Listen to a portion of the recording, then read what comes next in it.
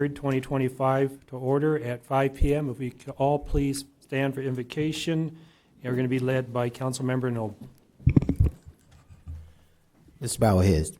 Most heavenly and gracious Father, we come before you this afternoon to say thank you for waking us up this morning. Thank you for allowing us to be here, and thank you for being around. Father God, we ask that you watch over each and every one of us as we go through our meetings, and we ask that you give us guidance and direction as we go forth. We ask this in your name we pray. Amen. Please remain standing. We'll have Councilmember Williams lead us in the flag salute. Please join me in the Pledge of Allegiance. Ready? Begin. I pledge allegiance to the flag of the United States of America and to the republic for which it stands, one nation, under God, indivisible, and with liberty and justice for all.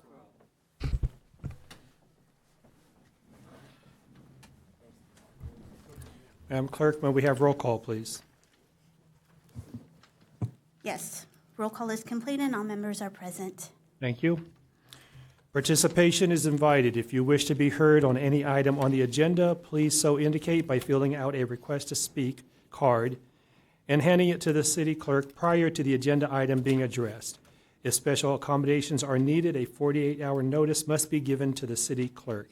The Code of Ethics. As your elected governing board, we will remember the Code of Ethics that we voluntarily and unanimously approved.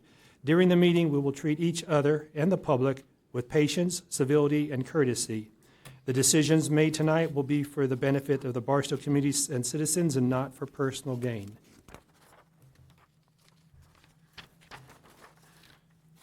Public comment of closed session. This is the time and the place for the general public to address the governing board on matters on the closed session agenda and within the city's jurisdiction. Speakers are asked to limit their comments to 3 minutes or less. All requests to speak must be received prior to the agenda item being addressed. If any special accommodations are required, a 48-hour notice must be given to the city clerk. Ms. Clerk, do we have any requests to speak? We do. Our first speaker is Mr. Mike Hernandez, speaking on item 3, public employee appointment, and item 4, public employment. Welcome, Mr. Hernandez. I'm trying to figure out what's the difference between these two. Are they permanent, temporary, what? And when you report out, will you be reporting out there anything to do with their agreements or contracts so we know what the story is? Is it permanent employees, temporary employees, interim, non-interim? And how long are they supposed to be there? That's my questions when you get time. Thank you. Thank you, Mr. Hernandez. Our next speaker is Mr. Ted Wiesba, also speaking on items 3, public employee appointment, and item 4, public employment. Welcome, Mr. Wiesba. Simple issue that I brought up to the council before. Your recommendations are just plain no recommendation at all. All you do is put in a title. Please tell the public what you're considering in closed door by putting in your recommendation. Is your recommendation to hire somebody, to appoint somebody, to just discuss it and do nothing?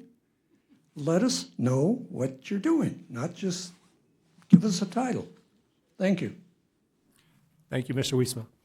Our next speaker is Mr. Jim Brown, speaking on item 4, public employment. Welcome, Mr. Brown. Good evening, Mayor, Council, staff. Jim Brown, Barstow. Yeah, I'm concerned about the same thing that Mr. Wiesma said. We don't know what's going on, which person are we talking about? But if the appointment is for, like, say, Chris Heldred, I agree with that until till y'all get a new city manager. But the one with the Chief Arthur, that's his name, I guess. I can understand you need him to, temporarily, but I would say that don't make him a permanent chief because he knew happened to me. And when I put my thing in, against the chief, I took it to the watch commander. And the watch commander said that it had to go through chain of command. Said that it had to go through the lieutenant, the captain, and then I guess the chief or whatever. Well, the chief that you were talking about putting in, he was the lieutenant at the time, and he knew what was going on. So what happened was I didn't get nothing back, and it was 2 weeks. And then when I came before the council that Monday, Wednesday morning, I get a call from John Cappan, the investigator. So that tells me that the chief, Arthur, that you don't got, the lieutenant, and that's why Captain Kirby left, because of the things that wouldn't run right. And I know all about that. So what I'm asking you is, yes, have him there for, a couple of months or whatever, but y'all need to go outside and look for a new chief. Thank you. Thank you, Mr. Brown. Our next speaker is Ms. Virginia Brown, speaking on item 4 as well, public employment. Welcome, Mrs. Brown. Thank you, Mayor and Council. Virginia Brown, Barstow, California. Apparently, this seems to be the running theme tonight, because when I saw that, I also was concerned. My concern is, are you going back into closed session to once again discuss Espinoza? Because we don't know who you're talking about. It doesn't say. It doesn't tell us what you're planning to talk about. As far as I know, closed session is private, but there's a recommendation for other things on there. But when it comes to that title, you're not telling us, are you looking tonight to decide to go forward with Hildreth and Arthur, or are you just going to go in and discuss something that, it says public employment? For all we know, you're going in there and discussing goldfish. Okay, we don't know. The recommended action is on that form for a reason. The public needs to be informed. And as the people sitting in those seats have promised us, there would be transparency this time around. When you're denying us the facts, it's not transparent at all. It's about as transparent as muddy water. We deserve to know, what are we here to discuss? Because we show up at closed session to give you our feelings, but how do we tell you what we feel if we don't know what you're thinking about? I don't read minds. I don't know if any of them do. But if I were to sit here right now and say, Councilwoman Rose, I'm thinking something. What am I thinking? That's what you're doing to us. You're asking us to read your minds and know what you're going back there to discuss. That's not transparent. That's not honest with the people. So please start putting the recommendation down. If it comes to the 2 seats, just say it. Then we know where we stand and what we're looking at. If it has to do with someone else, put it.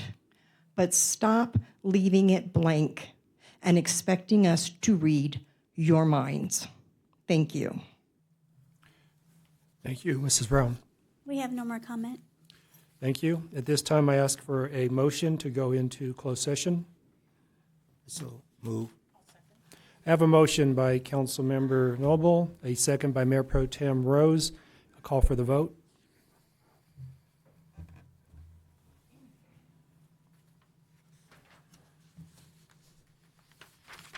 And the motion passes unanimously.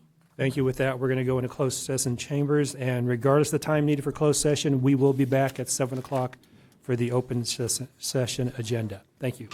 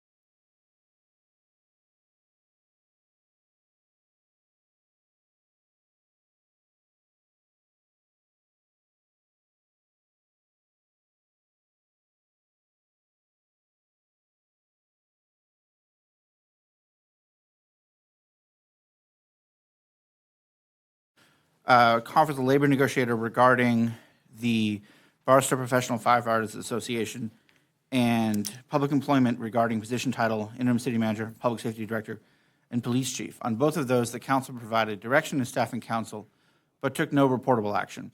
The other two items, item 1, anticipated litigation, and item 3, public employee appointment, position title, city manager, will be continued to after the open session meeting. No reportable action is expected on either of those. If any reportable action is taken, we'll report that out at the next council meeting. And I wanted to add on the questions raised by some in the community, the agenda titles we use match the Brown Act's choose your own adventure style default agenda titles for the different items. They are somewhat vague, admittedly, but it is matching what's default in state law. But I can note that for each of these, the recommended action is not listed because it depends in part on what the council may choose to do or not do. Hence, we report out actions taken, if any are reportable. There is no reportable actions taken on the two items we discussed tonight. I would note, as a perhaps reminder, last meeting, the council did take a reportable action, which was appointing Mr. Hildreth as acting city manager and appointing Mr. Arthur as acting police chief. And those two positions were reported out. Those were reportable actions taken, hence the report out was made. And I know there were some questions raised regarding what happened there. Those two gentlemen are in those two positions as presently from last week through now. Thank you, Mayor. Thank you, Mr. Attorney. At this time, I call the regular session meeting to order at 7:01 p.m. I apologize for the delay. And I ask that everyone please stand. Our invocation is by Pastor James Mila.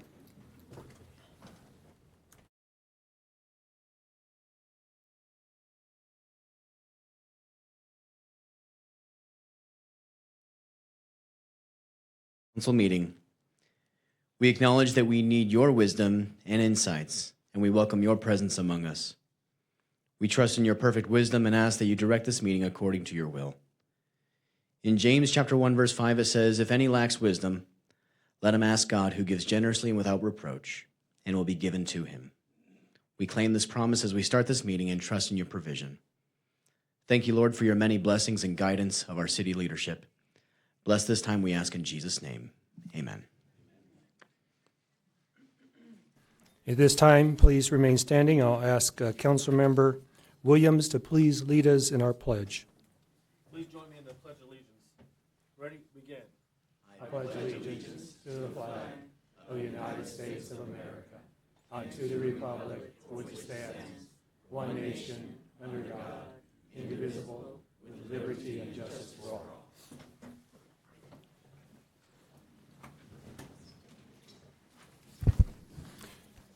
City Clerk, may we have the roll call, please?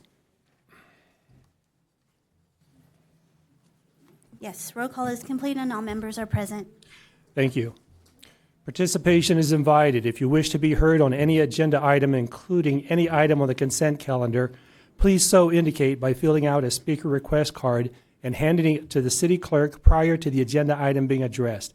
If any special accommodations are required, a 48-hour notice must be given to the city clerk. Our code of ethics. As your elected governing board, we will remember the code of ethics that we voluntarily and unanimously approved. During this meeting, we will treat each other and the public with patience, civility, and courtesy. The decisions made tonight will be for the benefit of the Barstow community and citizens and not for personal gain. This is the time for the review and approval of the agenda for members of the governing board to call for rearranging the order of the agenda, adding items or to remove items from the agenda, or removing items from the consent calendar for discussion and or separate action.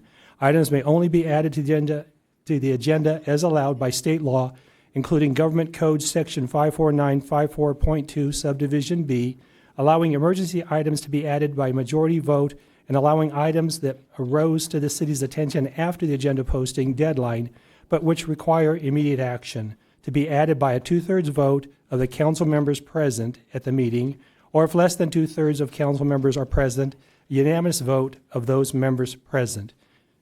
At this time, I ask for a motion to approve the agenda. You want a table? Yeah, table.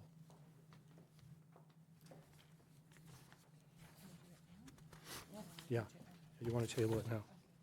It's, Mr. Mayor, I'd like to go ahead and approve the agenda, but I'd also like to table item number 8. Table it to the February 17th City Council meeting. And I'm asking for it to be tabled to get further information. okay, I have a motion to approve the agenda, tabling item number 8. I have a first by Mayor Pro Tem Rose, a second by Council Member Hernandez. Call for the vote.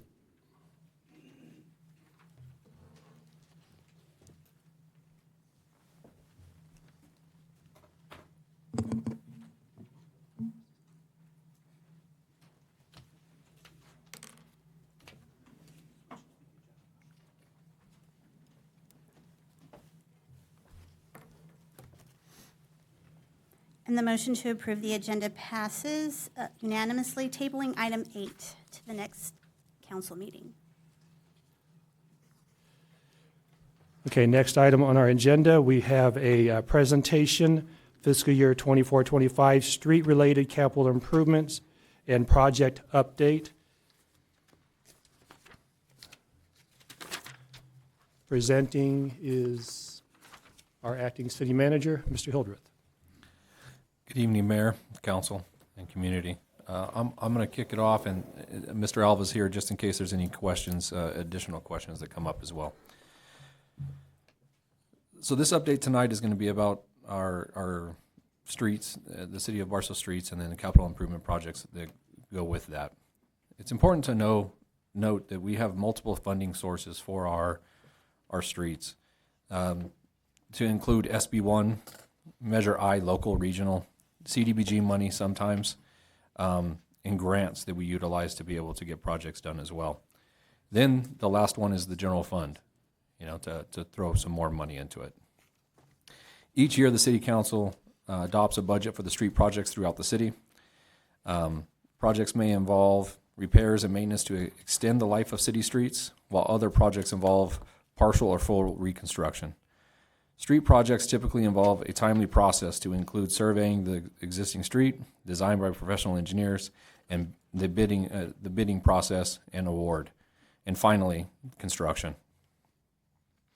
In order to determine the order of which streets are repaired or reconstructed, the city enlisted the service of Bucknam Infrastructure, who is updating the inventory of each city mile. What they do is they drive and they do an analysis of every single street in the city of Barstow, and they give it a rating. What that rating does is tell you, the computer program tells you, if that street is too far gone to where you need to do a full reconstruction, if you're able to implement certain things like a slurry seal to save the life of that street or to extend the life of that street, that's what this program will do for you.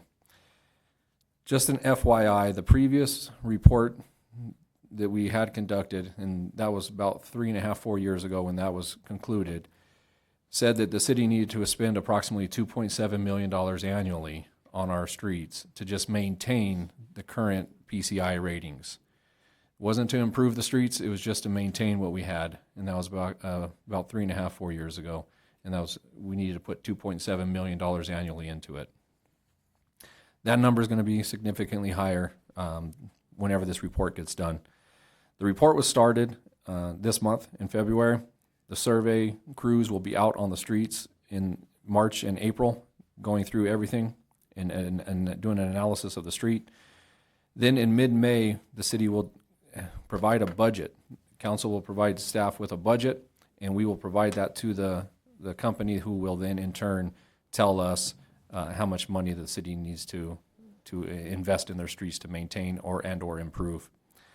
We anticipate the delivery of that project to be completed in the middle of June.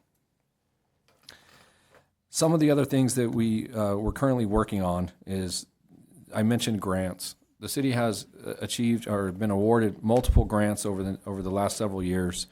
Some of the projects that we have is working with SBCTA, who was responsible for the project management of the First Street Avenue Bridge over the BNSF railroad tracks.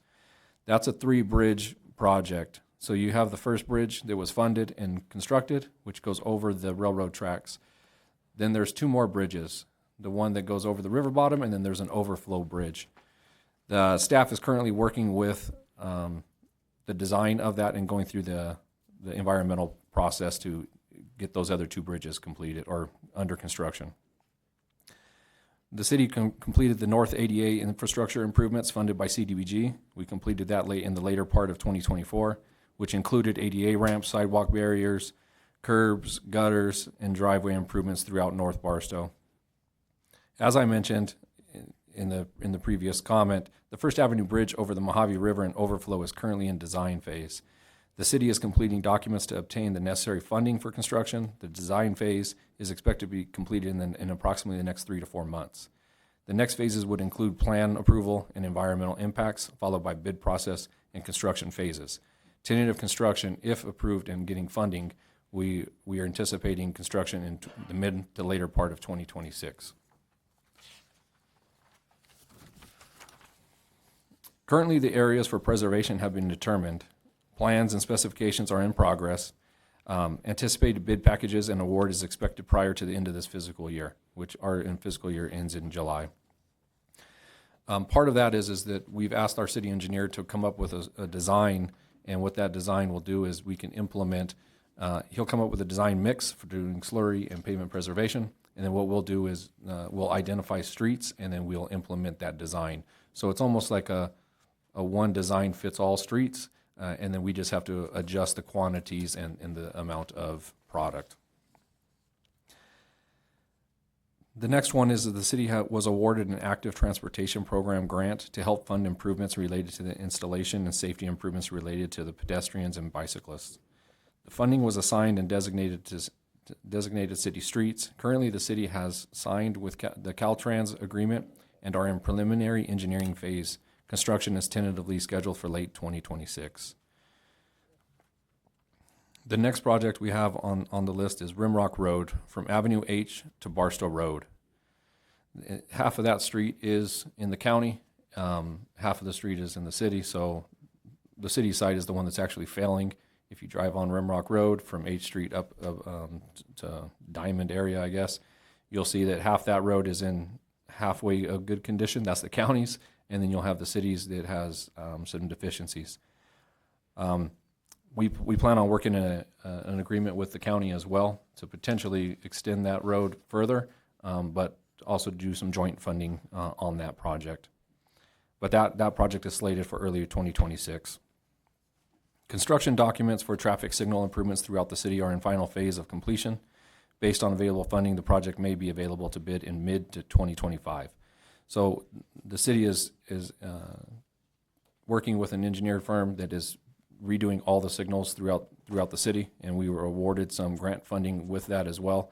And so that's our anticipation, is to be able to get that bid out and started construction in mid-25. The next one is the Local Roads Safety Plan, which details and determines the rate of accidents and identifies the high risk to develop an action plan to provide traffic engineering methods of mitigating and reducing the number of accidents at the identified areas. The plan is expected to be completed by December of 25. The city can use this information provided by the LRSP to prioritize necessary street improvements. That's all the projects that the city is looking at. There's additional funding, and the reason why I'm kind of giving a general overview instead of more detailed is because what the city has to do, or what we're tasked to do, the engineer, is we do have additional funding. Whenever you have a grant, you're only awarded X amount of dollars, and we need to maximize that. It's our job is to maximize that dollar to put some city funds towards that as well. So instead of just doing, for example, the Barstow Road intersection and making those improvements, we look at ways to expand that project with Caltrans and with other agencies to make that project a little bit bigger, and we put city funds into that so that we can stretch that project a little bit further. What that does is you save money on mobilization from contractors. If whenever it's all bid as one, you save money on the design. You save money on a lot of the things instead of doing separate projects individually. So that's one of the tasks that we've asked our city engineer to look at, and how to expand certain projects and get more for our dollar.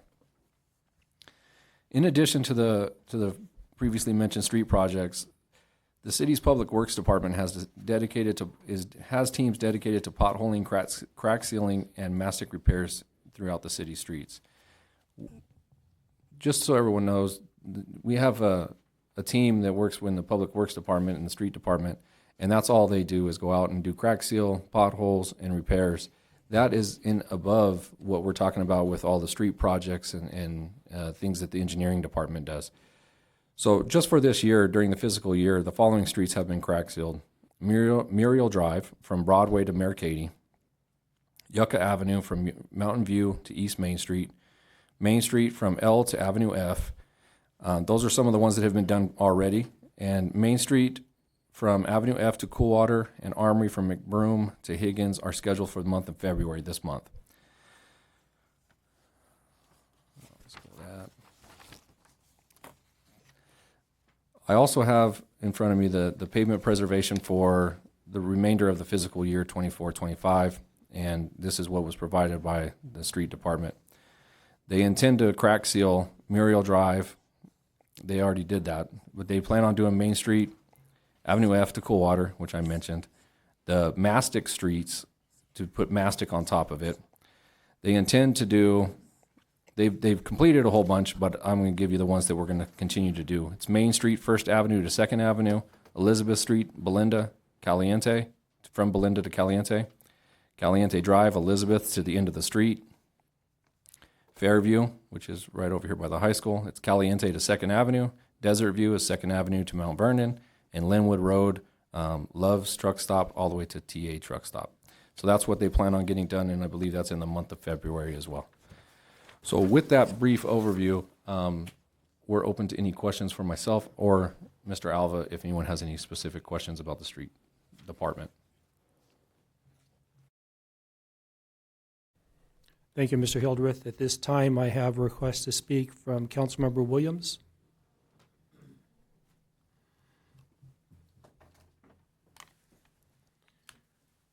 Could you tell me what the budget from 2020 to 2024 for major repairs for the city of Barstow in those years? What was your budgeted?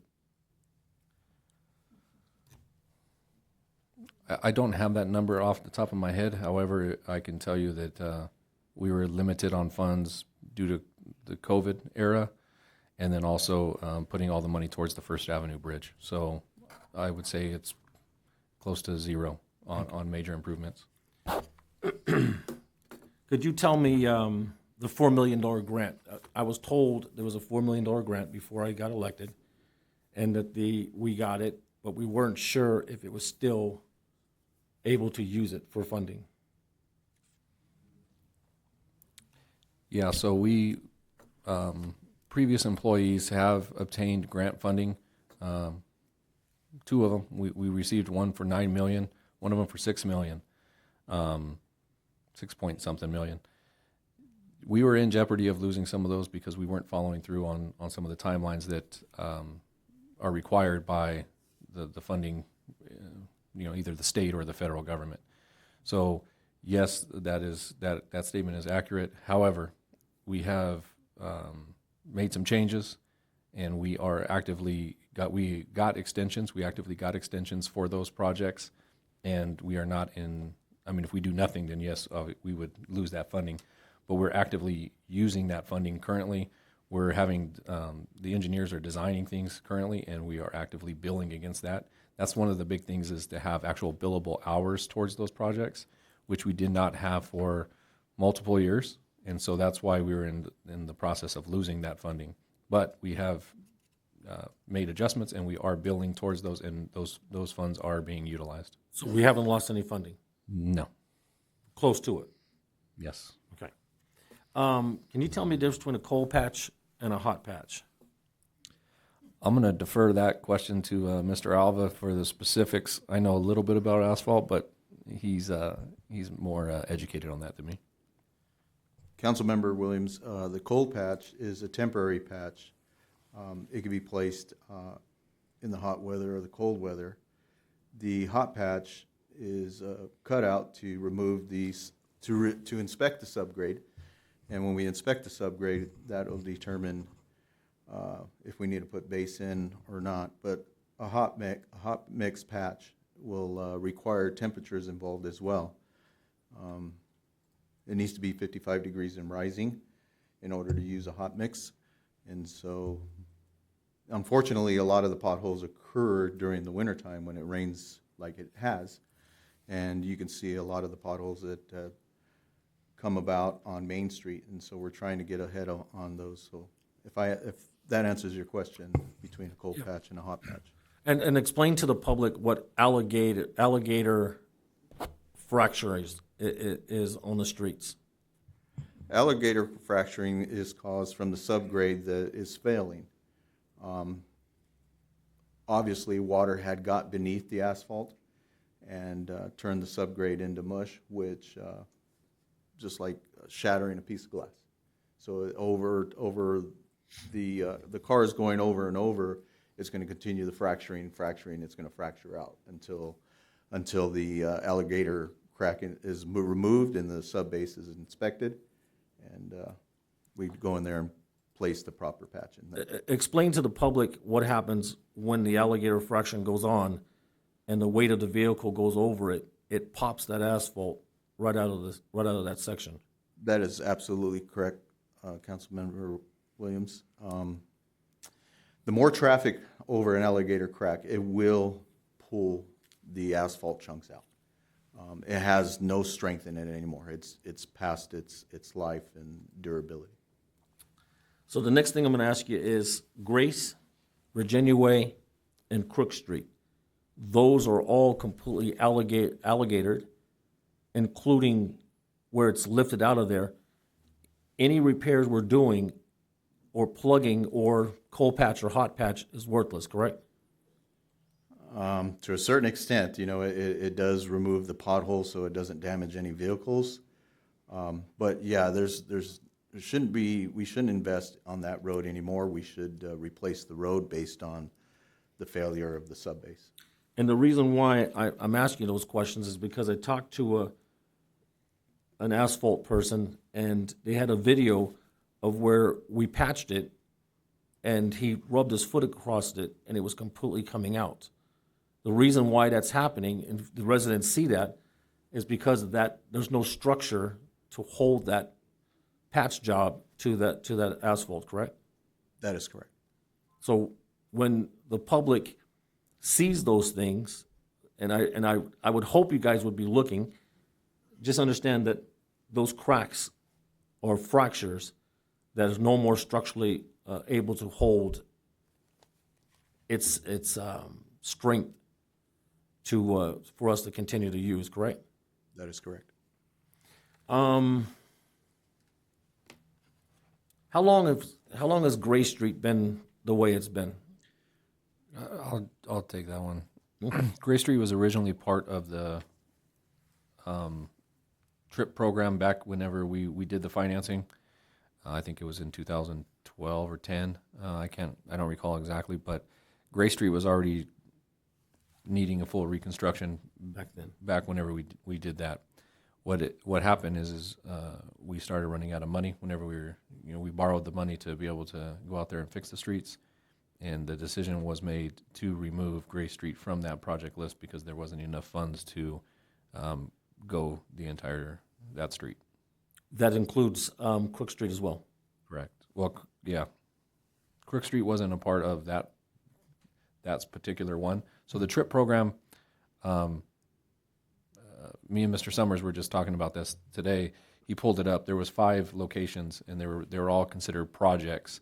It was the Cameron area, Henderson area. There was 5 total. I can't remember all the names, but Gray Street was a part of one of those projects, and it was pulled from that. And Crook Street, I do not believe it was ever on the list of the project. Virginia Way, was that part of the initial TRIPS funding when you guys did it back then in 2010 or 12? If I could jump in, the list of the original 2012 TRIPS project was 5 projects: Montara area project, Rimrock area project, Henderson area project, Cameron area project, and West Section 7 area project. That was the 2012 full list of the TRIPS funding. Though as noted, not all of those were done. Thank you. So Virginia Way was not done? No, sir. Okay. The reason I've asked for this presentation is so the public would understand what we're dealing with and why these roads are in these conditions. It's not to pick on staff or anybody else. I just want to make sure that was clear. I appreciate it. Thank you. Next, I have Councilmember Noble. Yeah, thank you, Mayor. Hey, I think you already explained it, but you talked about the grant and funding and how it's completed. Who prioritized those when we talk about streets? So part of the grant application, the previous employee had to identify things that met the grant application. So safe routes to school, for example. I can't go pave or I can't make any improvement to a road that is not on a route to school. And you can say, yeah, every route is a way to school, but there are identifying factors that within X amount of feet of a school, those are the kinds of things that are your guidelines that drive a grant. And so the previous employee wrote the grant specifically for certain sections and areas based on the grant and the funding that was available and was awarded those funds. So if a project is prioritized on a list to get completed and for some reason funding doesn't happen and we have to remove it, who makes that decision to remove it? For example, the TRIP program, the one that how we removed Gray Street, I was not a part of that discussion, but what I would imagine would happen, or what would happen today if we were in the similar situation, would be the city engineer would and the finance director would, obviously we have the budget, and the city engineer would say the bids came back, we have to cut $1 million out, just say of this project. The engineer would try to identify a location, from so just say it was $1 million, that means it's 3,000 feet, for example. What the city engineer would do is then turn around and look at where is a 3,000-foot section that we can stop and not do that section. It's not so much of he doesn't want to do that street. It's just it's about the footage. Then the way we would do it now is we would brief the street committee and say, this is the situation. We ran out of funding, and we have to stop somewhere 3,000 feet short to not continue on with the project. And then we would say our recommendation would be Gray Street, for example. And then the street committee would they would approve, I guess, or make the recommendation to council to approve to remove that section out of the project. So it would come back to council for priority. So you mentioned the $9 million and $6 million that we were granted. Those projects that were pulled, would these funds go to those projects that were pulled and to fix those? No, unfortunately, that's what I was describing, is that whenever the grant was written, it was only for certain sections. So I can get those applications and send them to you and show you like which streets. The one that we just currently did, I think it was like 6 months ago. For example, that one, it was all grant money, but it identified streets. So Mayor Cady, the one going up to the sports park, it identified those streets, and you can't use the funds for Rimrock, for example, whenever the grant identifies specifically where that goes. So those streets that were pulled in may be off the list for 4, 5, 6 years, maybe even longer. Yeah, when Gray Street was pulled, it's been off since 2012. So how do we get them back on the list? I mean, I understand what you just said about the funding, but how do we push them around and get them up on the list? So what I've done and I'm not talking about on the city manager side, but previously in the community development role, I asked our city engineer to put together a price proposal for 5 streets that are, as Mr. Williams described, I call it cobblestone. I mean, that's ultimately what it is. It's just, rocks sitting on there, yeah. So I've asked for that. The problem with doing those streets, like Virginia Way, Gray Street, Crooks, Cal Avenue, State Street. The issue with doing those is that's a complete reconstruction. What I mean by that is it goes all the way to the ground, or to the dirt, and then they put in base, and then they put in the asphalt, which significant amount of money. Now, if I were to do, Mountain View, for example, say it had some issues, and we were going to go in there and do what we would do is an overlay. We would grind it, and then we would do an overlay because the street's still holding up. So the cost compared to taking it all the way down to the dirt is significant. But the 5 streets that we're identifying are the worst streets in pretty much in worst streets in Barstow. So I've asked the city engineer to put together a price proposal to show us how much those would, the engineer's estimate on how much that would cost. So those are just streets. Will those fundings that we're talking about also deal with curbs and things of that nature, sidewalks and things of that nature as well? Yeah, some of the grant funding that we were just discussing is like bike lanes. They put in barriers. They do like safe routes to school. They do an ad hoc system, or not ad hoc. It's a hawk system, ad hoc. But the hawk system where if if a child goes to the crosswalk where he's going to cross, he hits the button and it does the flashing light to where it stops traffic from driving. So we have been given funding for that to do some of those as well, and that's all in the design phase right now currently. But that's different pot of money. Yeah, that's all grant funding on those ones, yeah. Okay. All right. Thank you. Thank you, Councilmember Noble. Next, Councilmember Hernandez, questions for staff? Thank you. The first thing I would like to know is, have we hired someone to keep track of those contracts so we're not in that same situation again? We haven't. Or do we have a method? Yes, I don't ma'am. want it repeated. Yes, what we've done is I have an individual in our department who I've asked to compile all the grants citywide, not just road, citywide grants, and we'll have a spreadsheet. And what we'll do is we'll assign next to that whoever's responsible for that. For example, PD has I think 5 or 6 grants, and so the chief would be we'd put his name next to it, or he would assign someone to do that.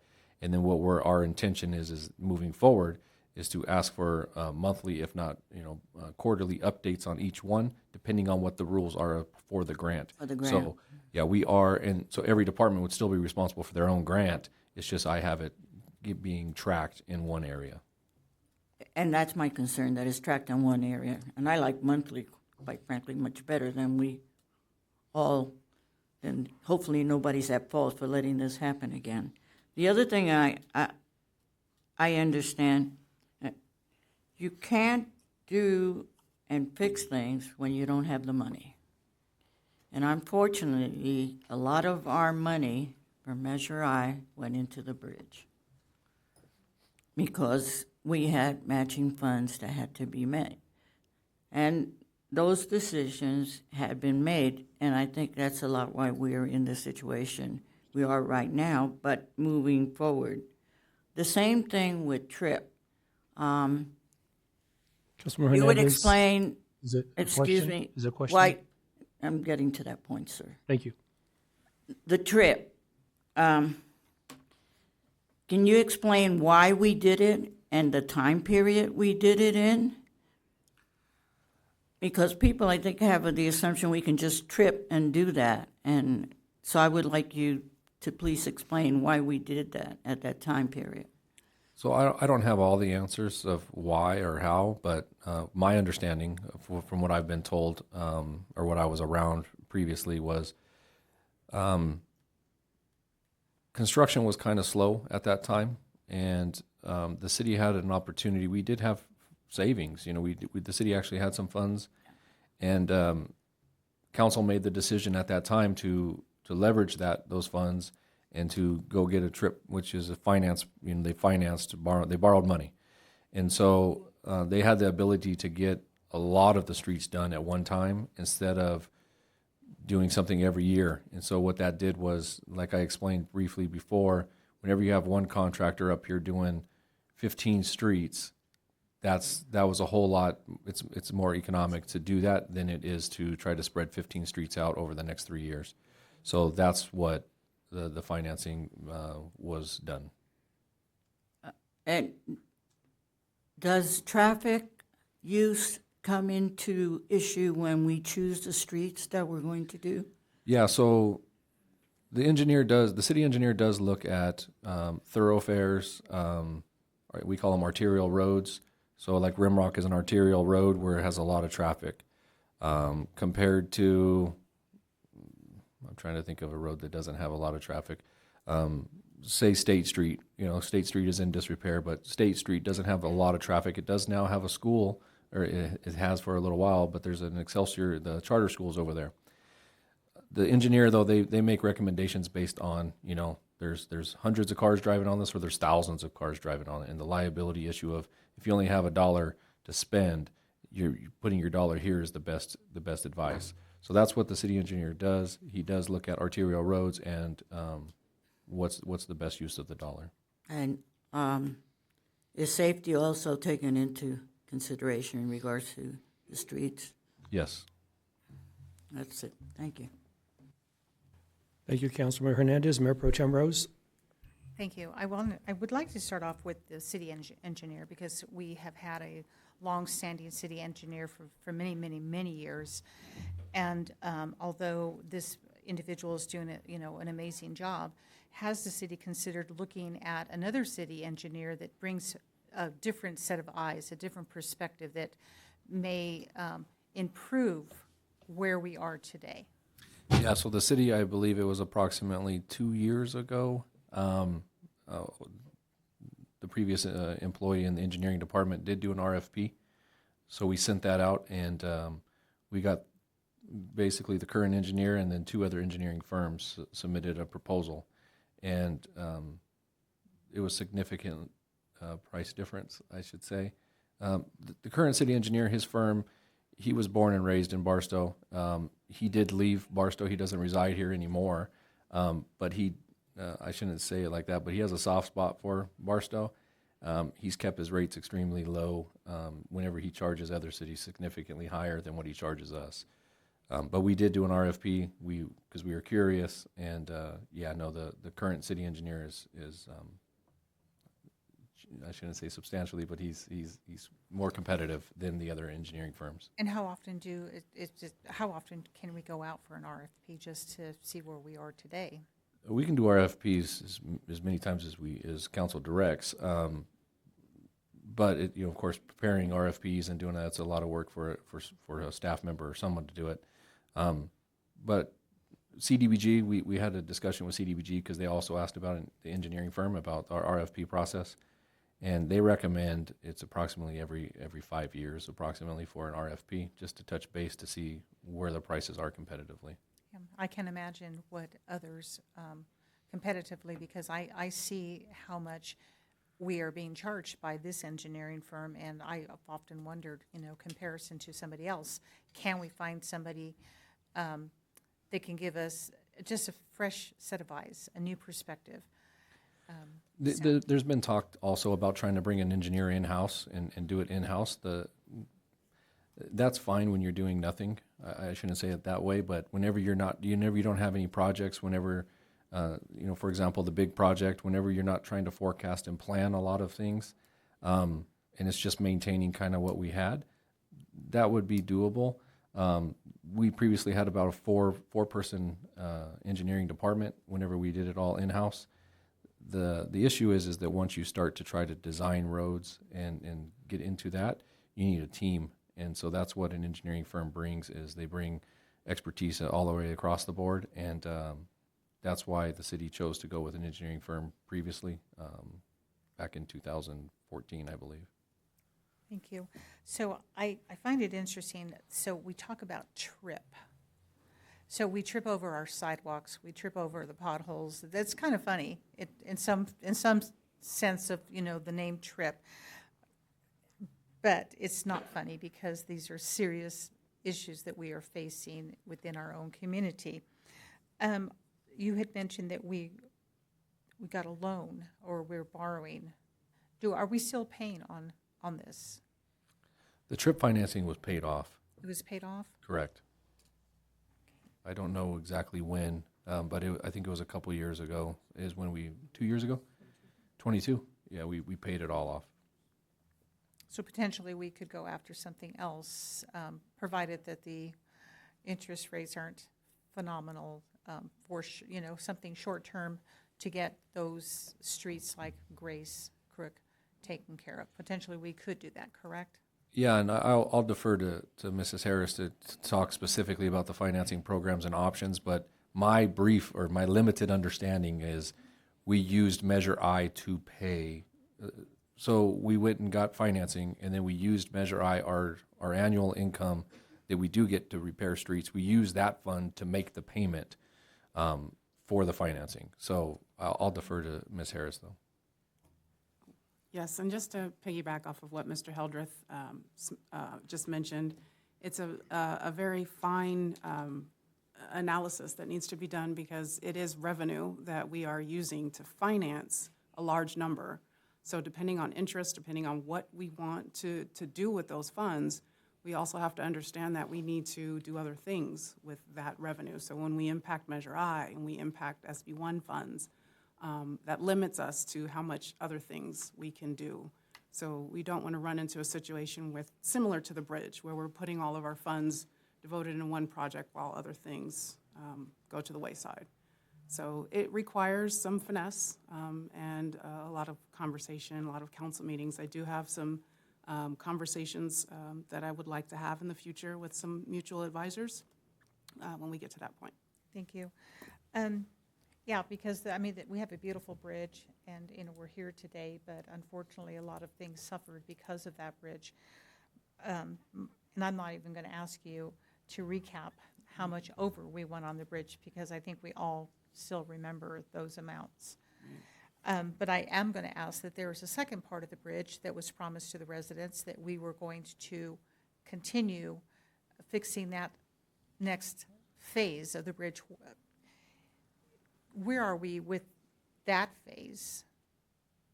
Are we out of total funding for that? We're in the, I'm trying to find it here on this list. But we are in the design phase of that, or potential funding for that. It comes down to who's gonna put money into it.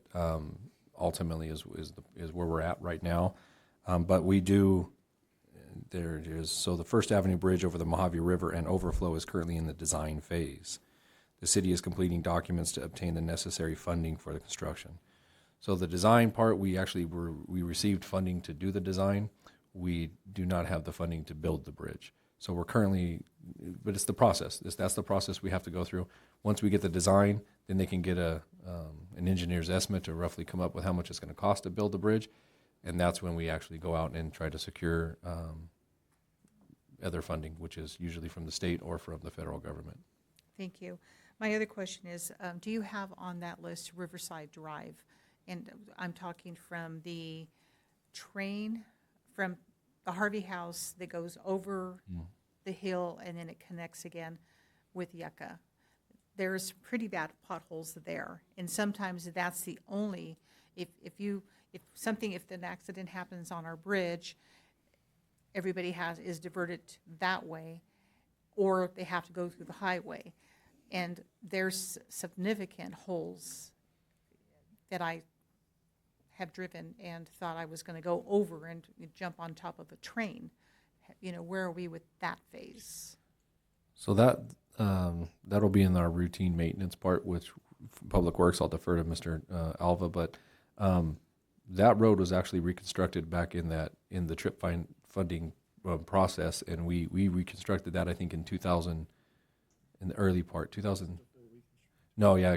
So we did, that was whenever the funding sources or funding was running out as well.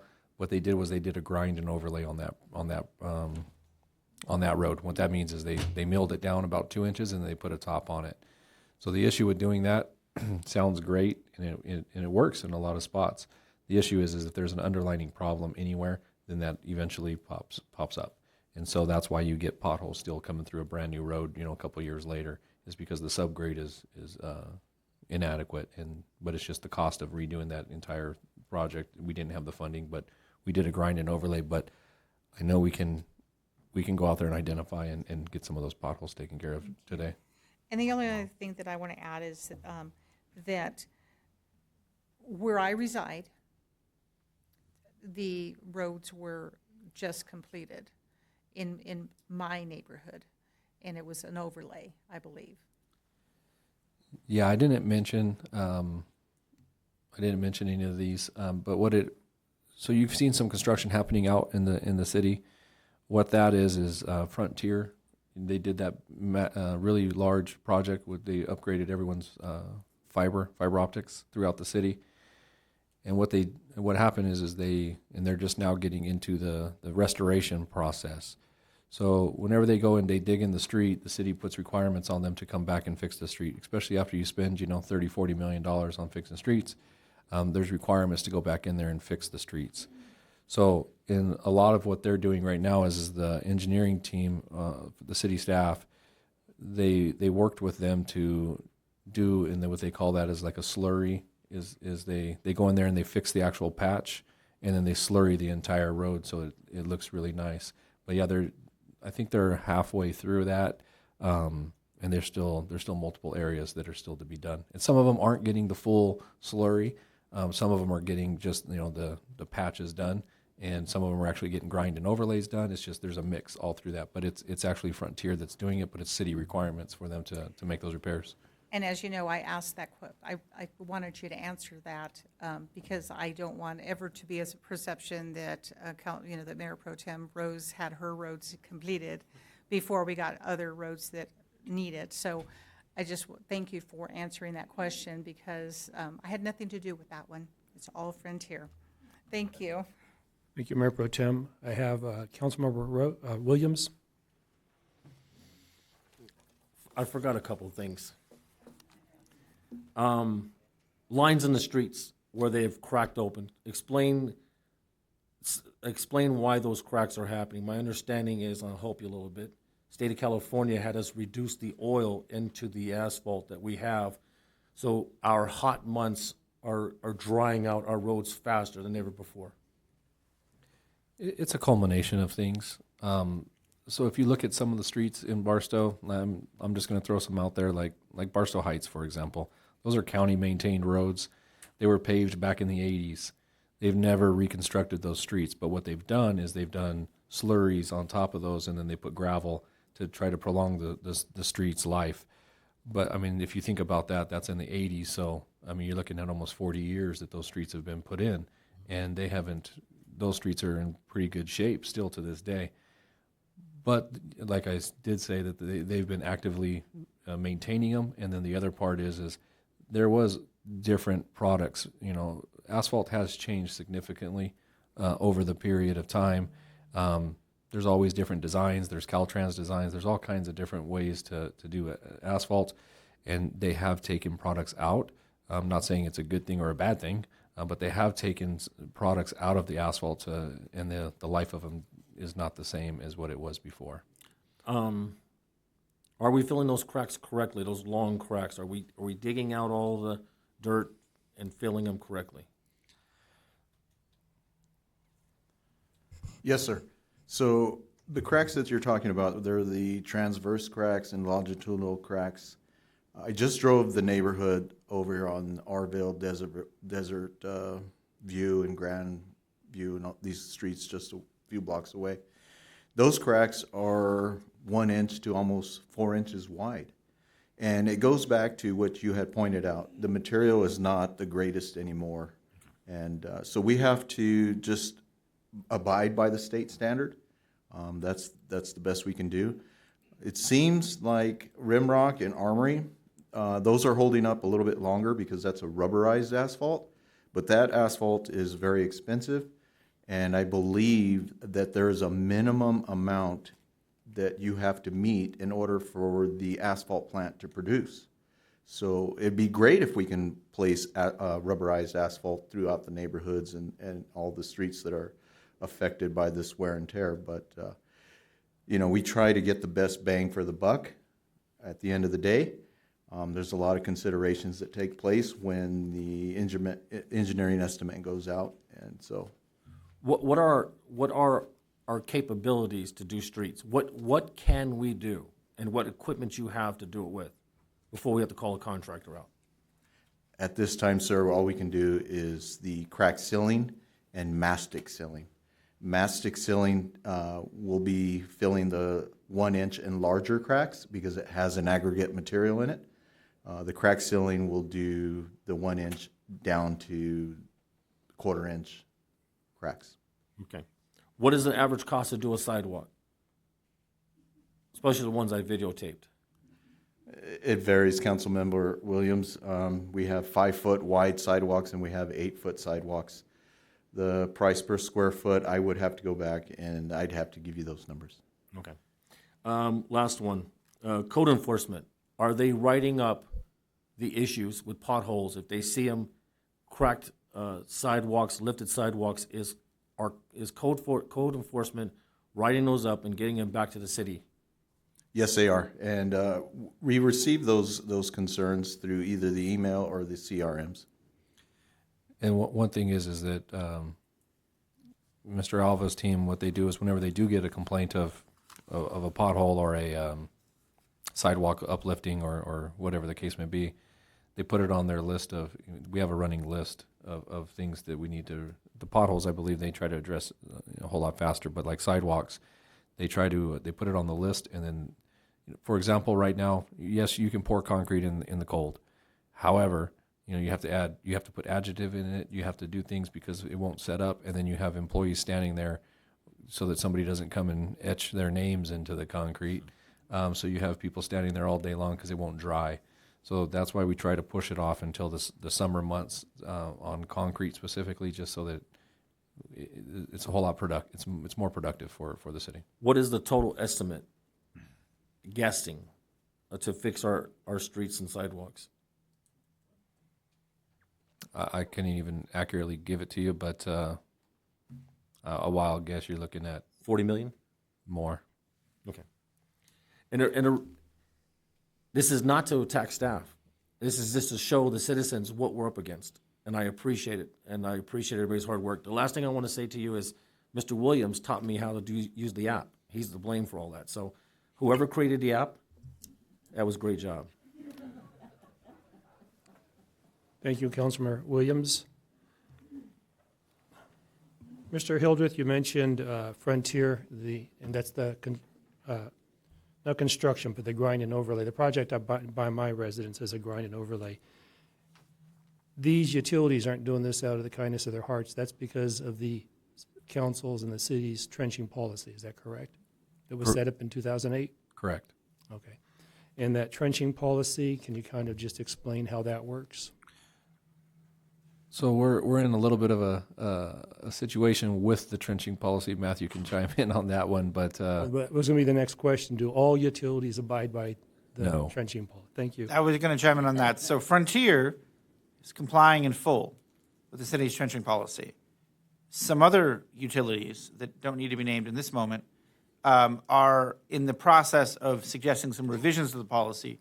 We have negotiated one-off compliance with the policy on the projects pending a larger conversation with the council and the community regarding possible amendments to the policy. So far, the others are complying mostly with the policy, sufficient to keep the roads in good shape as they've had individual projects. And we're planning to bring that back for a council discussion in the near future regarding potential amendments that would be negotiated to ideally achieve stronger protection for streets that are in good condition or great condition than exists under the current default policy, in return for a recognition that sometimes streets that are in terrible condition would fall on the city and not the utility to replace. But more to come on that front. Thank you, and that's all I have. Request to speak from council? We do have public comment on this. Please. Our first speaker is Mr. Mike Hernandez.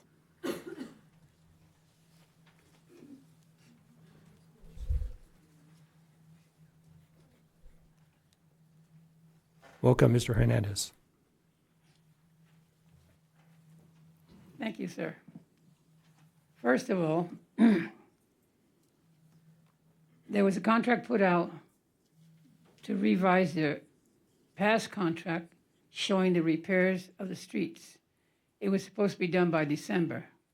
I want to know, was that done or has that been extended?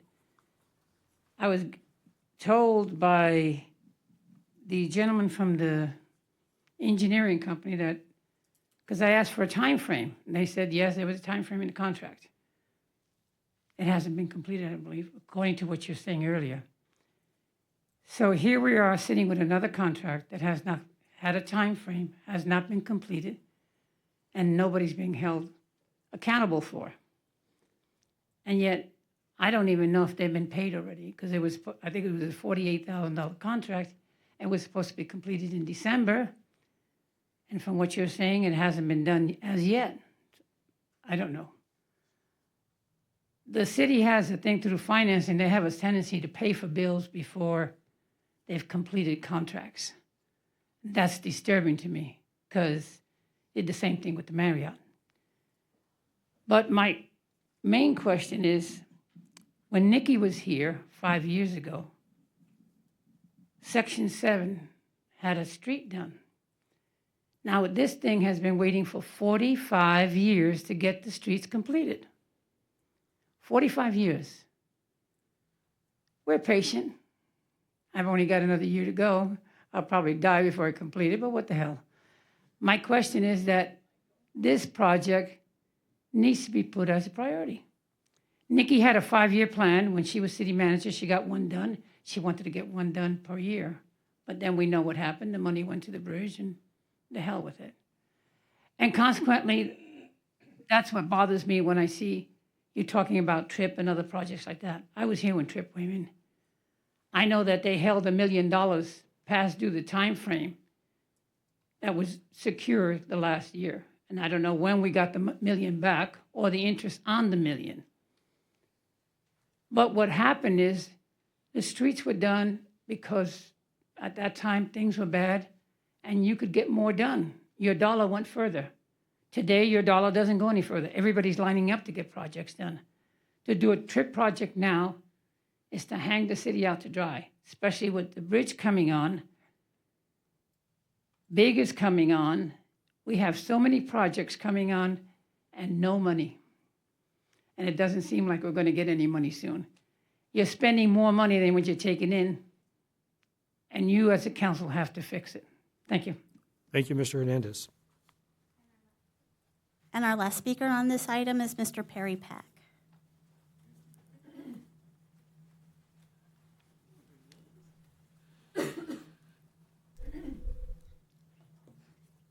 Welcome, Mr. Pack.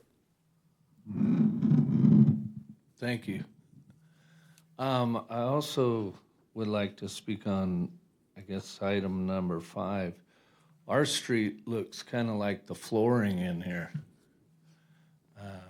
My street is not a main thoroughfare or anything, but I do believe that every street should have a decent top to it. And if it does need the street fixed below the surface, of course it should be. I don't know if are we getting bond money for these situations? Or, you know, where are we at on gaining the funds from the state and the federal government? It seems that there might be a lot more money out there that we're not signing up for. And if you had someone that was actually dedicated to do those sorts of things, it would behoove them to do it, of course. And then you would have a project that would be able to sustain and fulfill the need.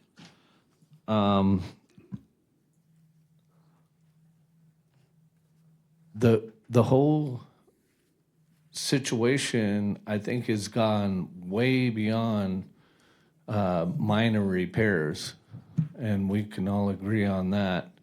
And I think it's gone beyond the city's realm of repair. So we really need to get a good contractor to work with our city and say, look, we need to do this now, this can wait, and then other projects need to be put at the top of the list. I don't know about your 5-year situation with your engineer, but I think we need more than a 5-year look at the city streets and the curbs, gutters, and everything else. Years ago, I said, our infrastructure needs a lot of work. And I've been here since I was a little boy. And when I became a man, I came to the city council and said, look, if we don't get these things under control now, we're gonna pay later. And we're gonna pay big. Like someone said, our dollar doesn't go as far now as it did before. So here we are. Thank you, Mr. Peck. Did any council members have final comments? With that, we will move on to the consent calendar. This is the time and the place for the general public to address the governing board on all matters on the consent calendar. Speakers are asked to limit their comments on all consent items to 3 minutes or less. All requests to speak cards must be received prior to the agenda item being addressed. If special accommodations are required, a 48-hour notice must be given to the city clerk. City clerk? Yes, we have some speakers. Our first one is Mr. Mike Hernandez on item 7, which is the second reading for the development agreement with Lewis Land Developers.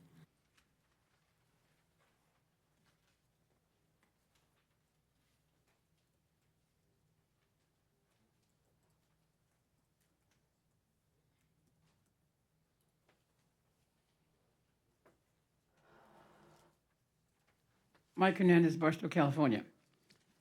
You know, I'm not so much against this project as I am disappointed.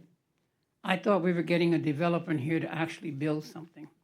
We're only getting another speculator that's going to hang us out for another quarter of a century, probably.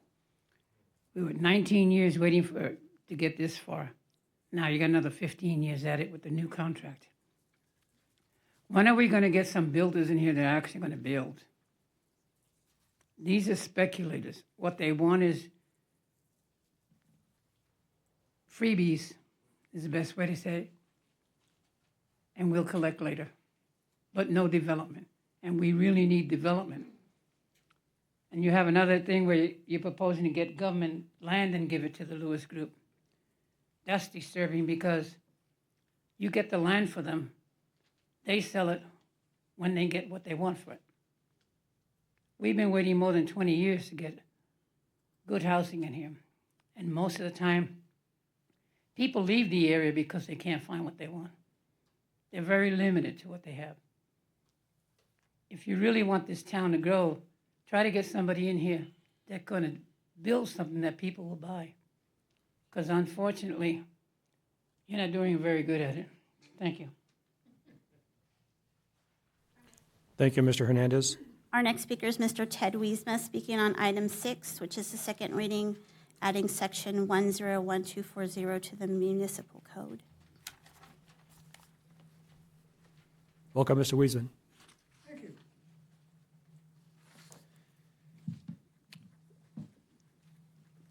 Item 6 wasn't completely clear to me on which sections of the city codes it really applies to. But overall, I think you need to take one more look at it. Does this really serve the citizens of Barstow? Or does this serve the quote-unquote city of Barstow?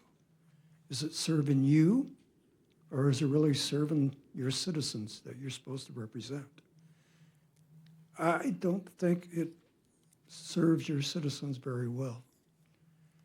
So all I can say is take one more look at it before you approve it and think again on who benefits from this, the city or the citizens? because I don't think this benefits the citizens. Thank you. Thank you, Mr. Weisman. Our next speaker is Ms. Marcia Wiesma, also on item 6.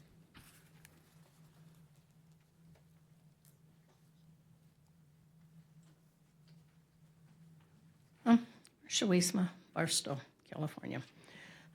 Again, this is not very clear as you look at it and you read the back part of the agenda. You wonder if it's about code enforcement. It's not very transparent. Again, who does it serve? The city or the citizens? It's not very clear. I wish someone could comment on it. Thank you very much. Thank you, Ms. Weisman. Our next speaker is Mr. Darren Fickstad on item 7, which is the second reading approving the development agreement. Welcome, Mr. Fickstead. Good evening, Darren Fickstead.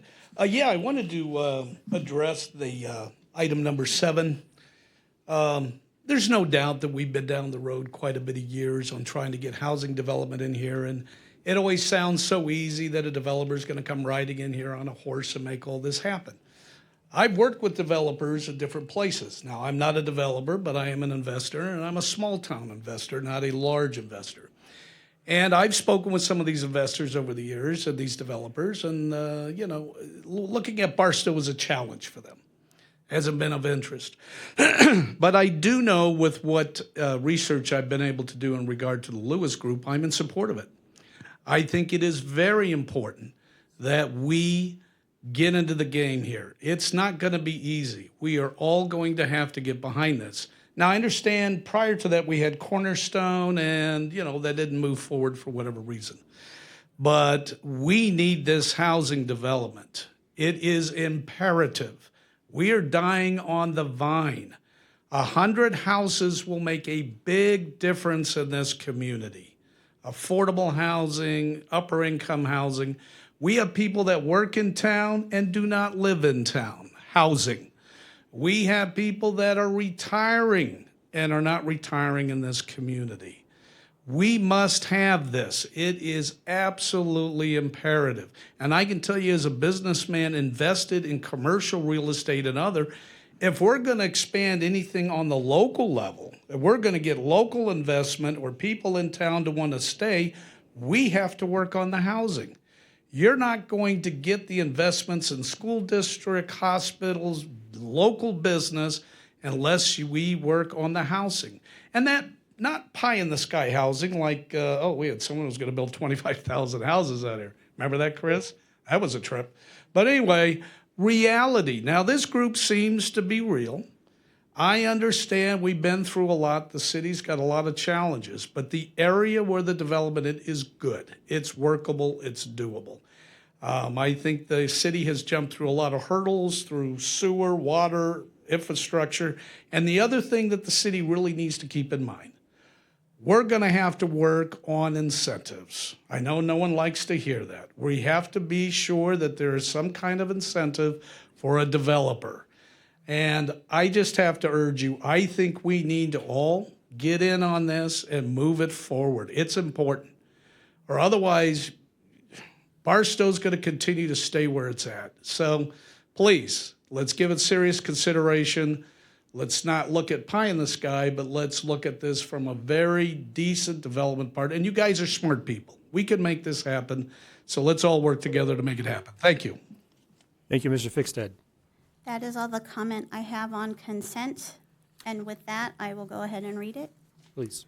Item 6 is the second reading of ordinance adding section 101240 to the Barstow Municipal Code, establishing administrative remedies procedure for challenges to fees, charges, and assessments. The recommended action is staff recommends the City Council adopt this ordinance adding section 101240 to the Barstow Municipal Code, establishing an administrative remedies procedure for challenges to fees, charges, and assessments. Attachment 1, Exhibit A, ordinance number 1026-2024, to establish administrative remedies procedure to challenges, fees, charges, and assessment. Item 7 is the second reading, ordinance number 1027-2025, approving a development agreement with Lewis Land Developers, LLC, for a 146-unit single-family residential housing project located at the southwest corner of Rimrock Road and Higgins Road. The recommended action is staff recommends that the City Council adopt ordinance 1027-2025, approving a development agreement with Lewis Land Developers, LLC, for a 146-unit single-family residential housing project located on the southwest corner of Rimrock Road and Higgins Road, as recommended by the Planning Commission at its December 9, 2024 meeting. And that is the end of the consent calendar, Mr. Mayor. Thank you, Madam Clerk. With that, I'll call for a motion on the consent calendar, items 6 and 7. I so move on 6 and 7. A second. I have a motion by Councilmember Noble, a second by Councilmember Hernandez. Vote, please.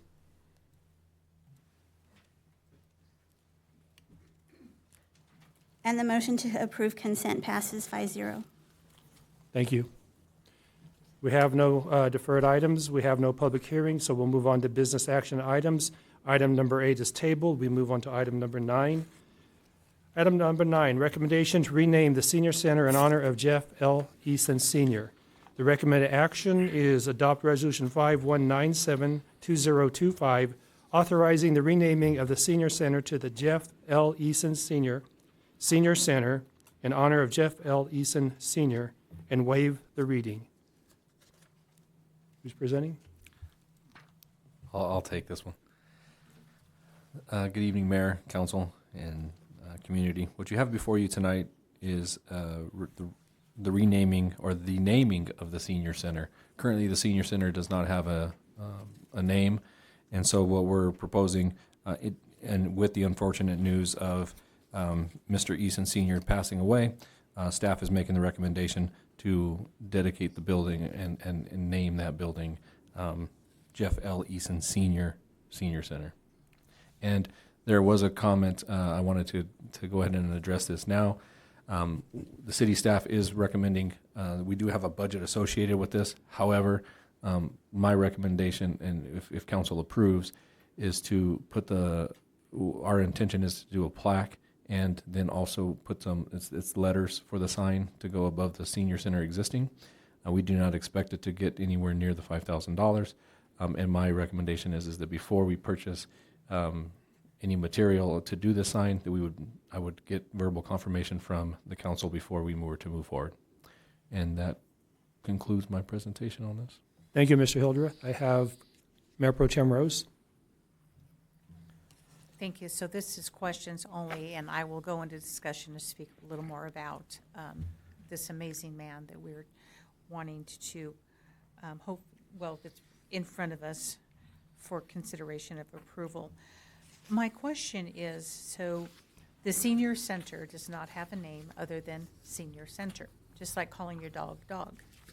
Correct. Cat, right? Correct. But what's associated with the Senior Center is the Senior Citizens Thrift Store.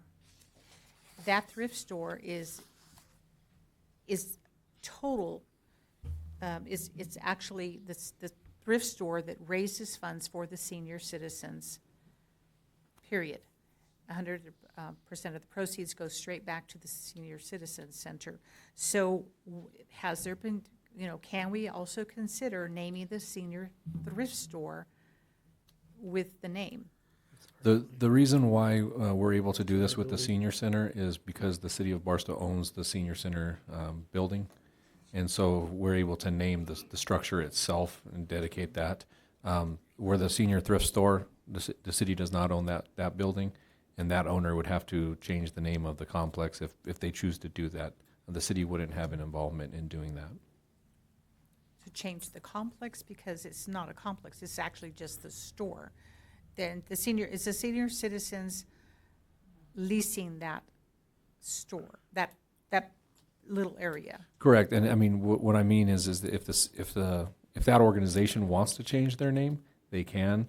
All we're doing is dedicating the current Senior Center in his memory, so because we own the building itself. Thank you. And how long would it take, if approved by this council this evening? How long would it take to get this renamed and to have an official event? I believe we would work with the family, obviously, to plan that all out, to see when they're available to come out and do that. We already have requested from some sign manufacturers to provide us, we're trying to get 3 prices for that. And once we receive those, I'll send that to council, and I'll look for direction from that to be able to proceed to get the letters ordered, and also the plaque. And then we would schedule with the family to do like a ribbon cutting of that facility. But I believe that the proclamation is going to be, if it's approved tonight, the proclamation will be presented at the funeral service, I believe, on Friday, and the mayor is doing that. And my only other question, so I know that the senior center probably has obligations with their paperwork and how they apply for certain things with state and or any other entities. How does it affect that portion of it? I'm going to jump in on that one, Mayor Pro Tem and Council. So on that one, it does not affect the senior center at all, because the senior center as an institution will continue to be named as they are named now. The proposal, if the council were to approve it, is to rename the building. So the senior center is a nonprofit, and their sort of functioning and grants and programs would be the same as it is now. All that would be changed, if the council approved it, would be to name the building for Mr. Eason. Okay, so it's similar to what we did at, when we had, and correct me if I'm wrong, it's similar to what you do at a school when you rename the band room to the band director. Right, for the band director or You don't rename the school. Correct, or the Okay. gym for a football coach. You're not renaming the whole school. Okay. Or the thank you. district. Thank you. That's all. Thank you, Mayor Pro Tem. I have no more requests to speak by council. Do we have requests to speak from public? We do. Our first speaker is Mr. Mike Hernandez.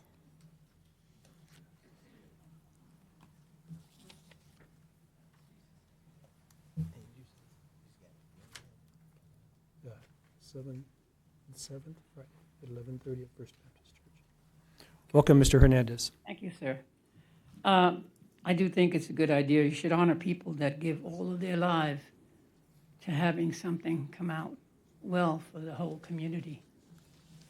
The whole community benefited by him taking care of the senior citizens and making sure everything ran good. And there are not many people left like that. I knew Jeff when he first started in 1965. It's when I went into business, and he used to deliver our packages. The man gave a lot to his job, to the city, and to the senior citizens. And he should be acknowledged. Thank you. Thank you, Mr. Hernandez. Our next speaker is Mr. Ted Wiesma.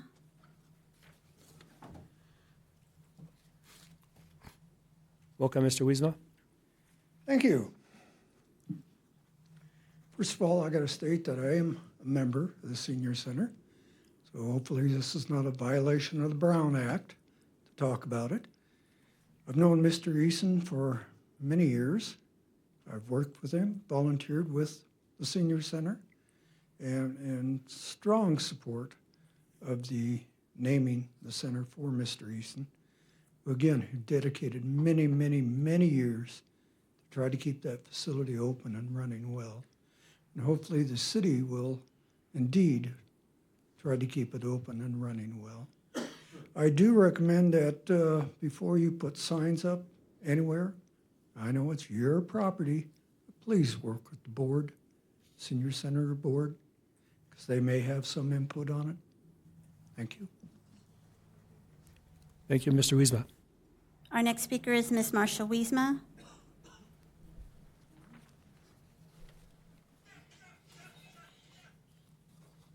Welcome, Mrs. Wiesma. Thank you. I think Mr. Wiesma has just said it all, but I've known Jeff ever since I've been down here. He's the most kindest, dedicated man that I've ever known in the city of Barstow so far. Mr. Jeff was at every event that the seniors had. He also is so generous and kind, he shared with everyone, including his family.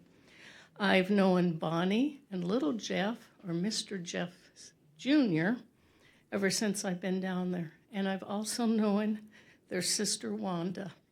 This is kind of a nice thing for Jeff, but I would like you to think of something you could do for Ms. Wanda Eason Anuas.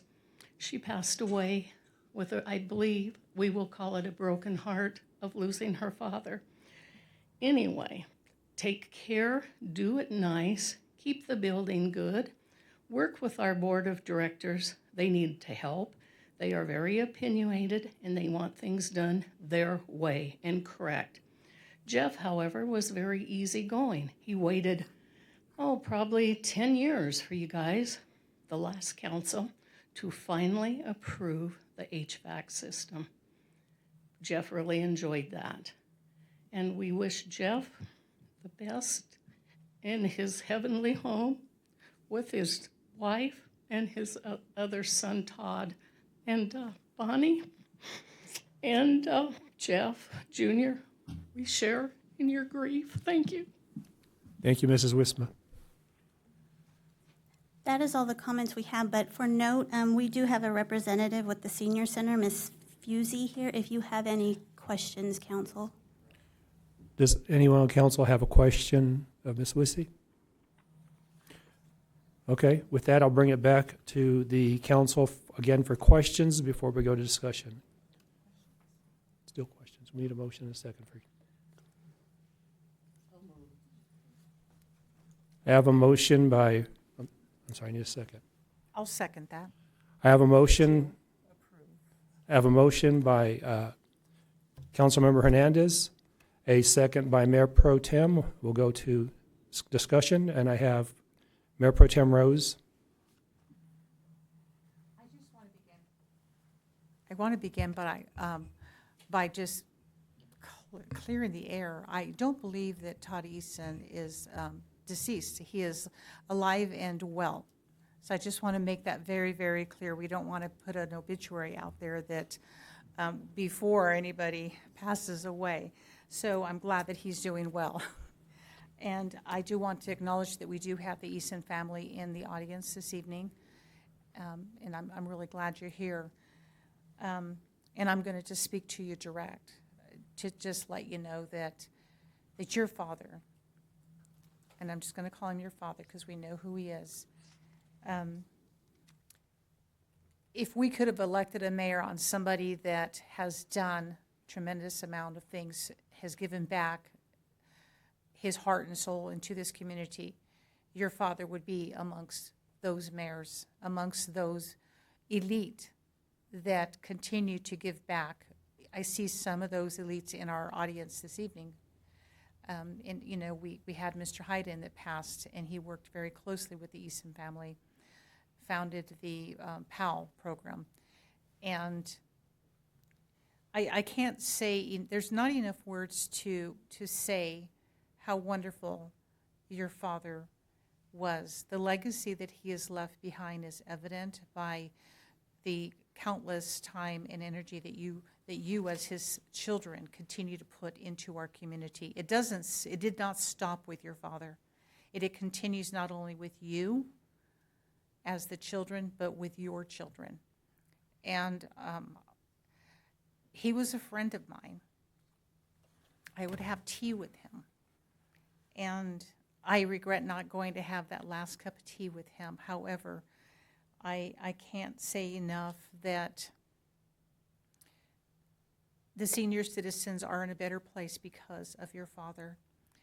And this, if this is approved this evening, this is just one small token of what we can do to show not only you as a family, but this whole community, what one individual, the ripples that they can make in a river, in a lake. And if you don't understand what I mean by a ripple, one individual could be in the city or just alive and throw that rock into the water. If you've ever skipped those rocks into the water, you count how many times it bounces. Some people throw that little rock into the water and the rock just goes straight down. Some have 3 little ripples. Your father went all the way across because of what he gave back to this community. I do know that his services are this Friday, and I can't say enough that, you know, my prayers are out to each and every one of you, children and your grandchildren and their children. But I'm really happy to see the family here representing tonight, and this is an honor to have you in our presence, because I know you have a lot of things to do, but it's important that we all come together and honor a man that left such a legacy for all of us to strive to be. Thank you. Thank you, Mayor Pro Tem. Councilmember Williams. This city is better off because of your father and because of your family. And those who are donating their time to give back to our community, thank you to all of you. And there's a bunch of you out there, sitting out there right now. But this city is better off for everything that your family has done. And from the staff, from myself, from this council, we appreciate it and thank you for what you guys are doing. Thank you, Councilmember Williams. Councilmember Noble. Yeah, thank you, Mayor. And I also want to just echo the Easton family and thank you for being here tonight. I would ask that the interim city manager please work with the board of directors over at the city, at the senior citizens, to ensure that we accommodate them when we put up this, if approved. Okay? Thanks. Thank you, Councilmember Noble. Mayor Pro Tem Rose. So I went back in the queue because I failed to mention something that I think is really, really important. I am truly sorry that your father's not here to see this honor. And I hope that moving forward, that if our community or any one of us recognizes somebody that does such amazing things for our community, and if there is a opportunity that presents itself that we could consider naming a facility after them, something that we can do, that we do it while they're still living. Because that makes me really sad that he's not here to see this. So that's all I have to say, is that, you know, hopefully we can do this, be more proactive, and honor those while they're still here.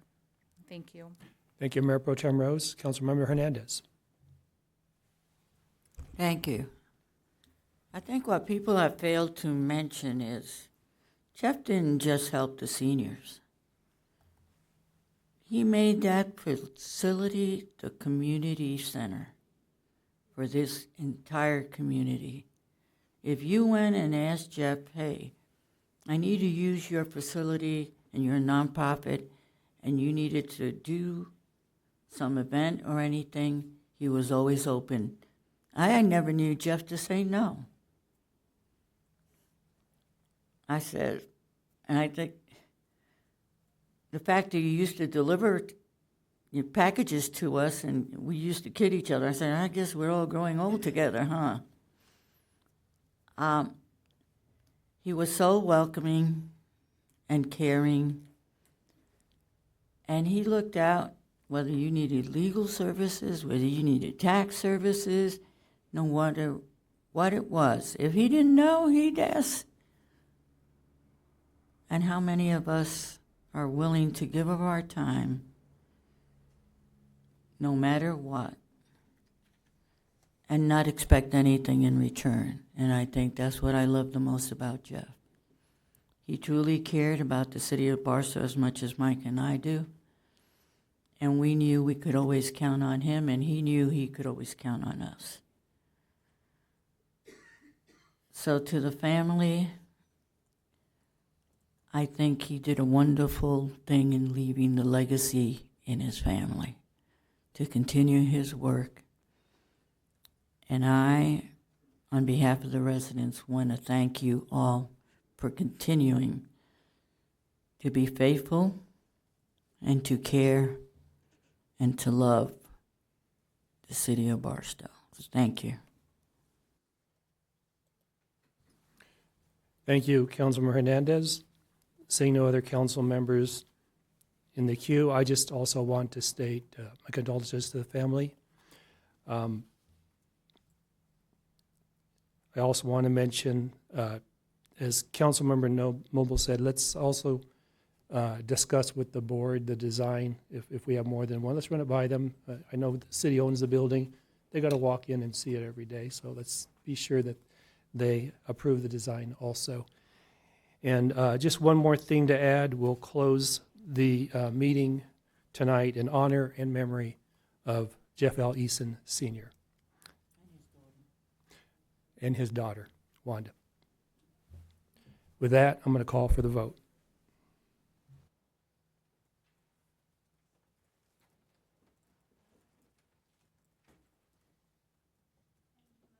And the motion to approve item 9 passes unanimously.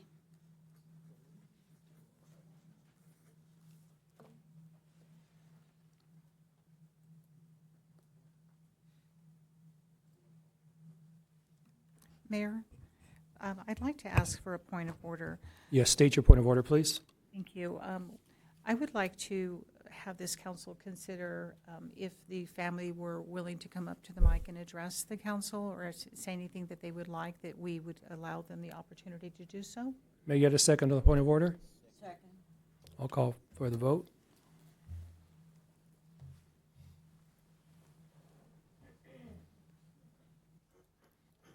And the motion passes unanimously. It's a unanimous vote. Did the family wish to come and speak up on the item?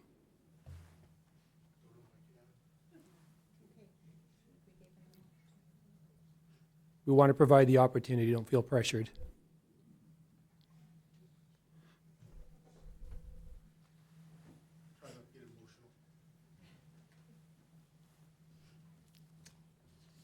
I know my dad was a president down there for the last 22 years. It was his life. Will you do family events? And his answer was, nope, can't do it. Friday night's bingo. So he did dedicate a lot of time down there, and my sister and I are still doing stuff down there with them and helping out. And on behalf of the family, they're honored that this has been done. The city's naming a building after him, and it's not the reason he ever did it. So thank you all, and on behalf of the family, thank you. Thank you, Mr. Eason.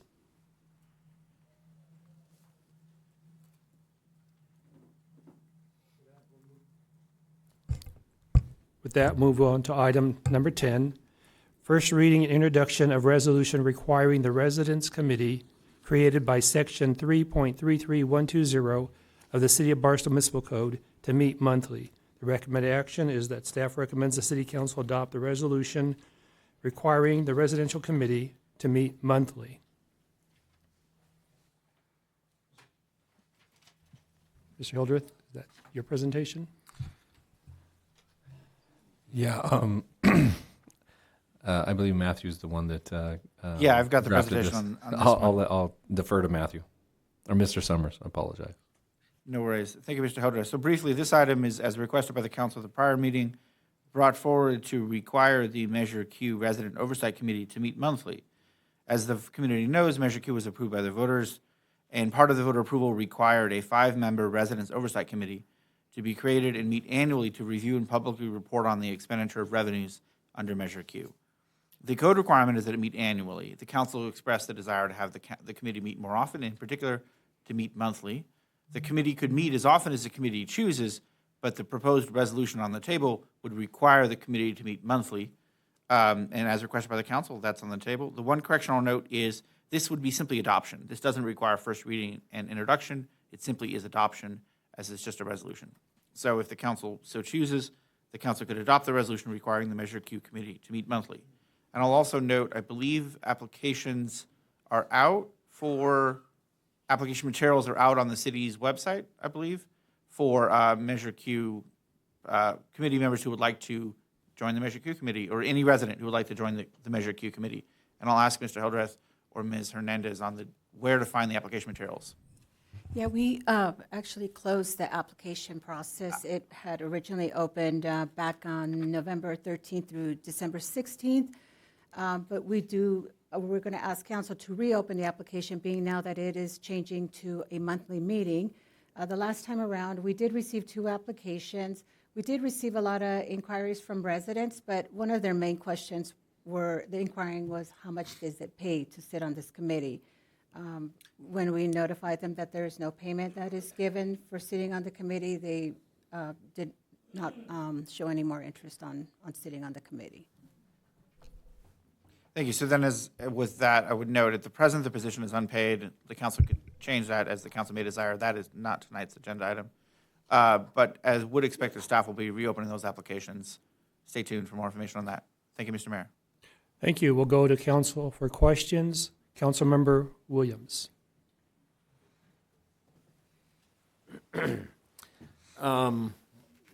Anyone can answer this one, but in the last year, how many meetings have we had on Measure Q? That was, I believe it was 2 meetings. Are we sure it's 2? I think one of them was, I believe one was a council workshop on Measure Q, and Absolutely. one was a Measure Q committee meeting. okay. I do not have the dates off the top of my head. Right. It was in September, I believe, that was the last Measure Q meeting. Are we in violation of the ordinance for Measure Q because we haven't met? No, the requirement is a requirement, but it does not jeopardize the tax. It was structured that the tax continues independent of the meetings. However, we want to get into compliance, hence staff intends to have as many meetings as the council requires this year. So you hear the council, you've heard that it's an option already on the table that you can have many meetings you want. If that's so, why are we having them? To the city, how many, there's 4 meetings per year, correct? That you have to do. No, the code requirement is only 1 per year. Okay. Prior councils had directed quarterly, Okay.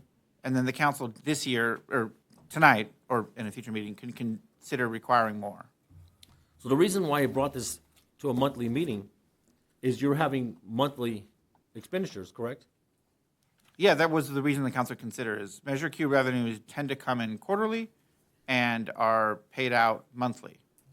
Hence, the council may desire to require monthly meetings. So when the Measure Q commissioners sign off on expenditures, they're not signing off on expenditures per monthly if they're meeting quarterly, correct? They sign off in each quarter when they meet. But they're not signing off monthly, correct? Not at present, unless the council requires monthly meetings. One of the reasons why I'm requesting monthly meetings, so they know what we're buying per month. That's all I got. Councilmember Hernandez. Thank you. My first question is, what is the purpose of the monthly meeting? And I'll get into discussion later as to why I said that. The question is, we as a council don't have a game plan as to expenditures. Originally, when Measure Q was presented, there were statements made as to expenditures. And my thing is, have we responded to the public as to whether we followed up regarding those expenditures and the commitments that we made?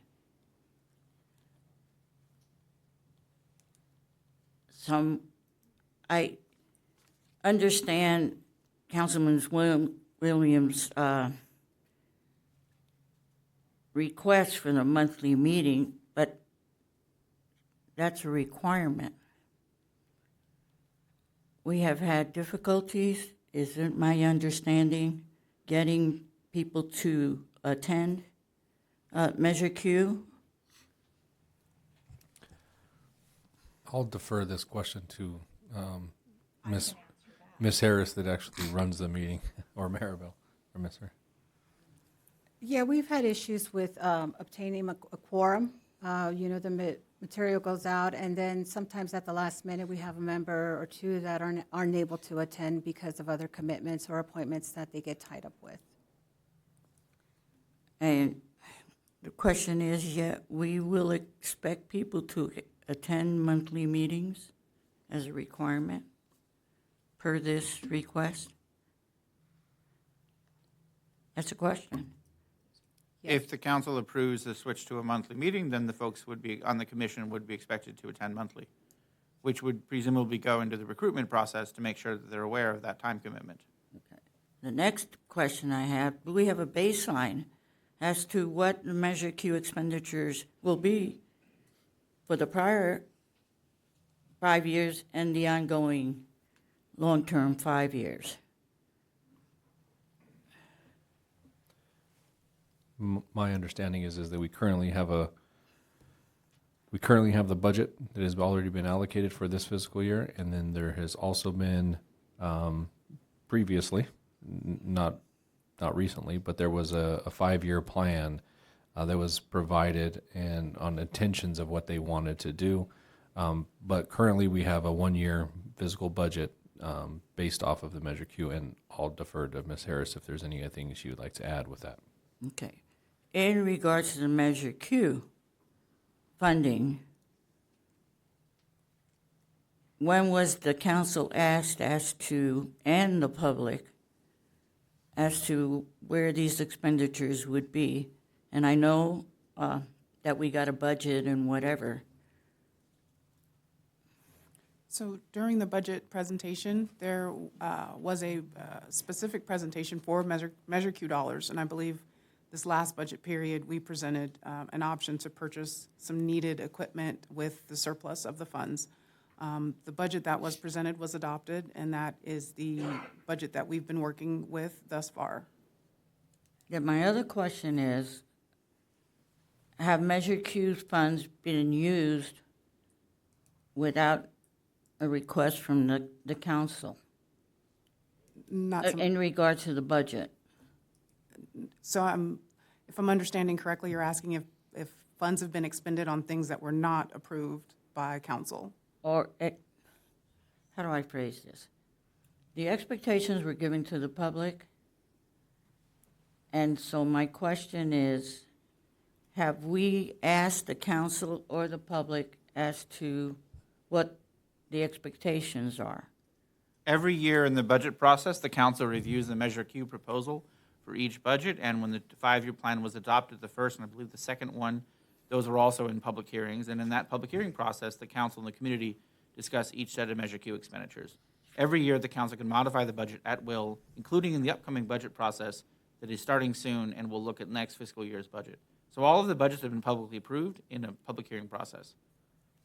And I believe you're trying to get to, are we spending it in accordance with what was originally stated? And the answer is yes. So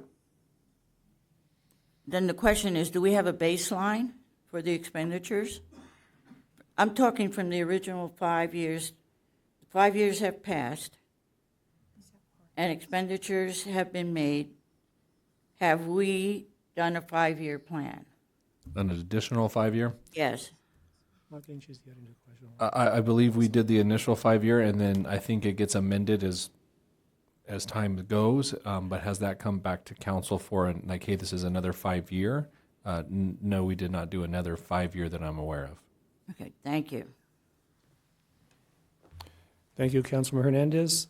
Mayor Pro Tem Rose. Thank you.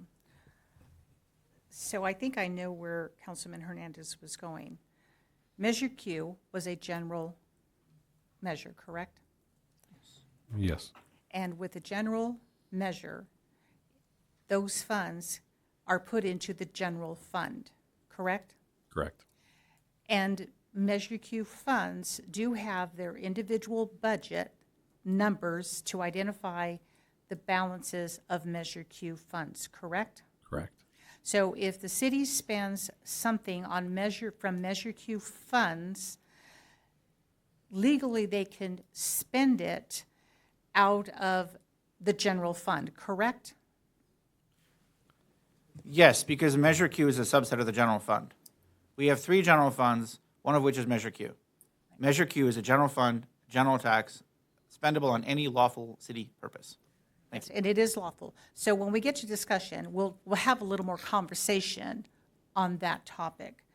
I'm going to go to to the question of, so the application window opened up, according to Ms. Hernandez, on November 13th, and it closed on December 16th. I've asked, and I'm going to ask again, where was the opportunity for the general public to see it? Because I looked.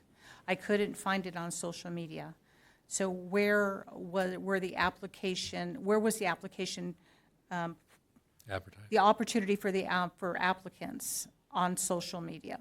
So the way it was presented on social media, it's presented as a story where it'll just show up for a certain amount of time, and then after a certain period, it disappears. And then we also had A story, can you explain to me what that means? It's just something that you put on there, and it'll show for maybe a length of 24 hours, and it'll like rotate, and then after a while, it'll disappear. Compared to like, or if you post something on your page. So then the other way. What story? I'm sorry, I'm not following. What story and under where? Channel 6? No, and on Instagram and on Facebook. Okay, so on Facebook, I looked and looked every day, so I don't know how I would have missed the story unless it went past me at 12 o'clock at night. So when the story comes up, it'll expire after 24 hours.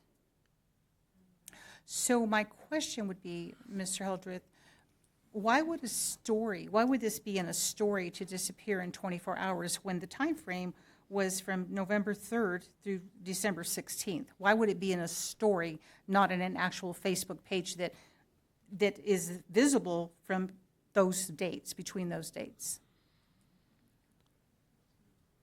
I can't comment on why the previous. Mindful that Mr. Hildreth stepped into his role a week ago, he may not have that answer right at hand, but my suggestion would be that the council can clearly provide direction to do a new, much more robust application process. Well, and I'm going to be asking for the council to give that direction. We'll, of course, need a second and the council to do this, but in my opinion, this should be a given, because I'm actually saying this was not transparent. We received 2 applications, both for District 4, none for District 3. And just to go with the further questions, is District 1, if I'm correct, is Ms. Peggy Freeze, correct? Yes. And her term expires December 2025. Correct. District 2 is vacant. Correct. And when did that become vacant? I believe it was 20, I don't recall, but it's been over a year. Over a year. Yes. Okay, and then District 3 is Mr. Ben Rosenberg, and his term expired December of 2024, correct? Correct. And District 4 is Marsha Wiesma, and her term expired December of 2024. Yes. And then we had an at-large, and this was Martha O'Brien. And how long has Ms. O'Brien been vacant from that position? Actually, I just received a letter from Ms. O'Brien last week that she is removing herself from the committee. How long has she, so my question would be, has she consistently been appearing to these meetings? I know the last meeting she attended, which was in September, but the last meeting that we attempted to have a few weeks ago was when she notified us that she would not be participating. So it was as early as, I say October, I'd have to look at my notes, but I'm looking at the November 4th, 2024 agenda item. And during this time, is it not true that I asked that we get those applications out immediately? So we went and opened up that little story on November 13th. So we kind of acted quickly on that, correct? Yes, and we also posted a flyer at the front because we get anywhere from like 50 to 100 people through the front office every week.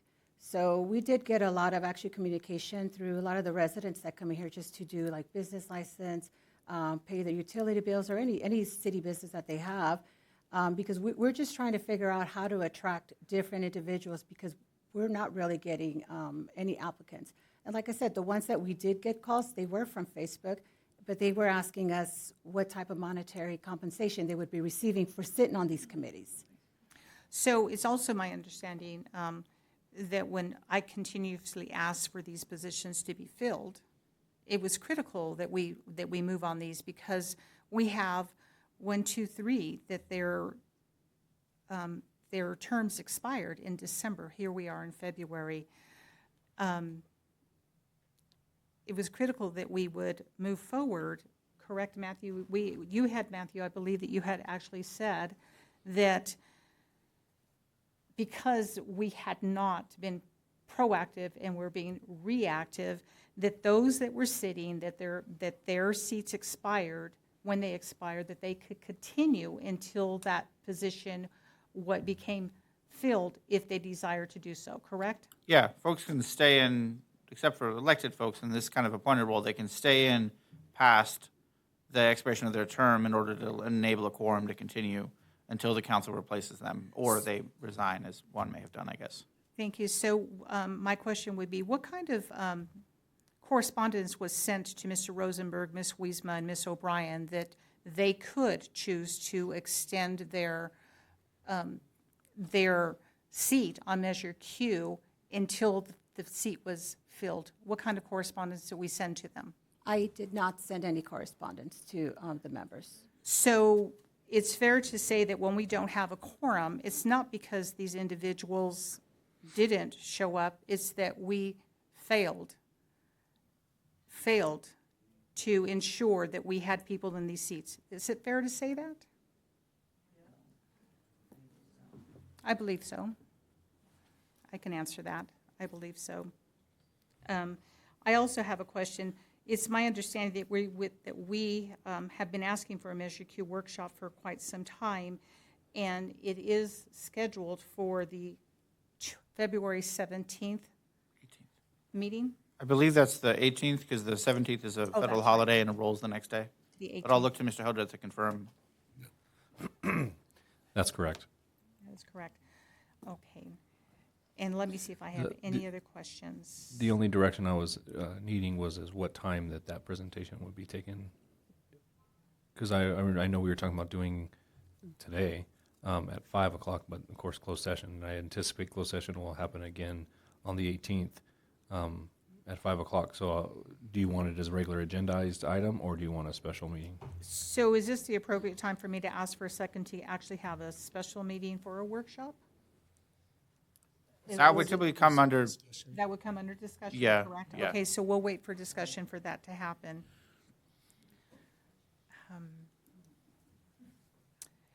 Okay, I'll await for the discussion. Thank you.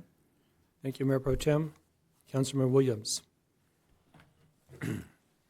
I do believe sometime in the past, and I don't have the date, but we were trying to move $1.2 million of Measure Q funding into reserves. I do believe you had a vote, you guys voted yes, but then I'm told that the money was never moved. Is that correct? I don't have enough information to answer that question. I don't believe that item ever came to council as an agenda item. I believe it was a discussion. I believe it was on the agenda. It was a vote. I do recall the council asking for 10% of Measure Q to be set aside. I do not recall if that was passed. I'd have to look back. Okay, well, I believe it was passed. And then my favorite subject is the $537,000 moved from Measure Q to general fund. And I kind of been asking that question when it was $400,000. Is that true that we moved $537,000 from the Measure Q into the general fund to fund different things for the city's times, labor, and everything else? I believe the amount that you're looking for is the cost allocation plan, which is $508,000. Okay. And that happens annually to cover the administrative cost of administering the $10 million of Measure Q revenue that's expected annually. I stand corrected, thank you. I see nobody else in the queue. I have a couple questions. Mr. Attorney, Measure Q, the measure itself, what was the promise to the citizens regarding the duties of the committee? That the committee would meet annually to review and publicly report on the expenditure of revenues generated by the Measure Q tax. Report on. So it's basically an oversight committee, correct?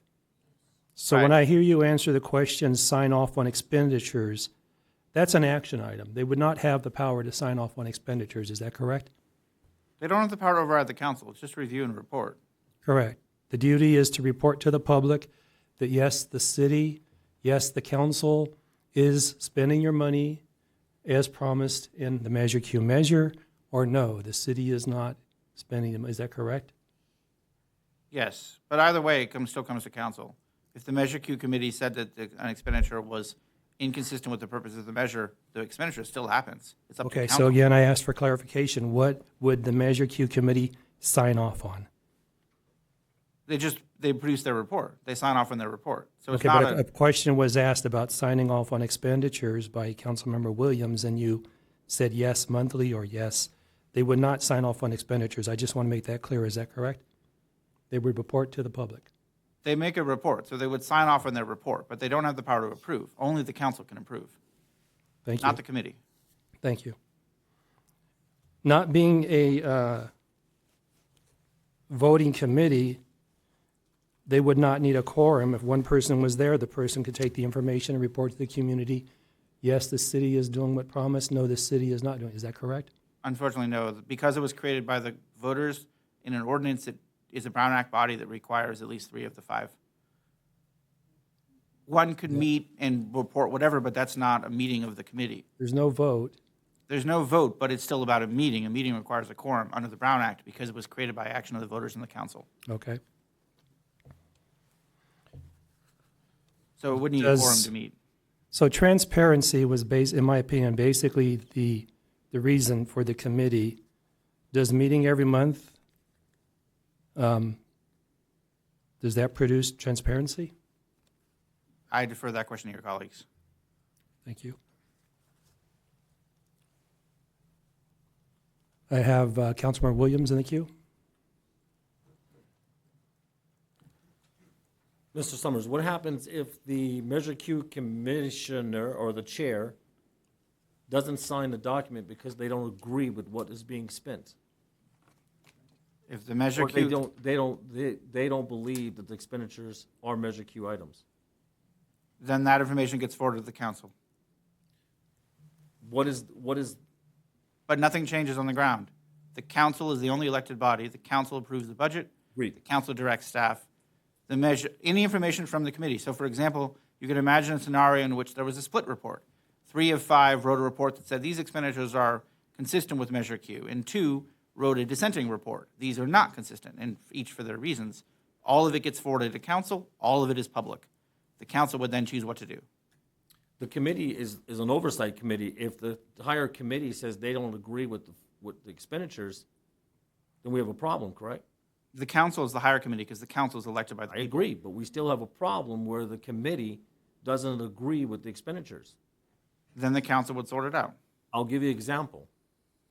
If the fire department has oxygen and we had that situation, those bottles are being bought.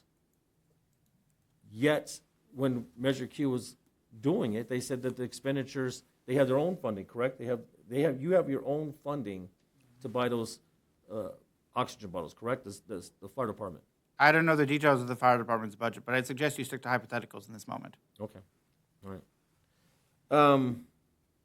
If the commissioners don't feel that they are getting the community support, the committee was actually put in place to make the citizens feel comfortable, correct?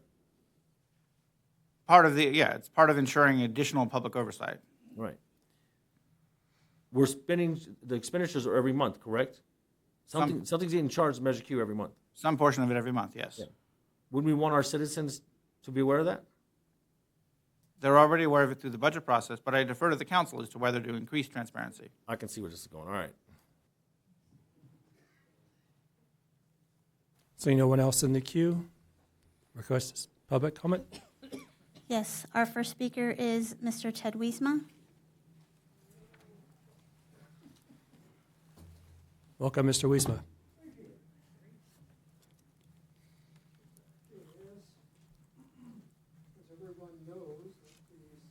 Had real concerns with expenditures on Measure Q.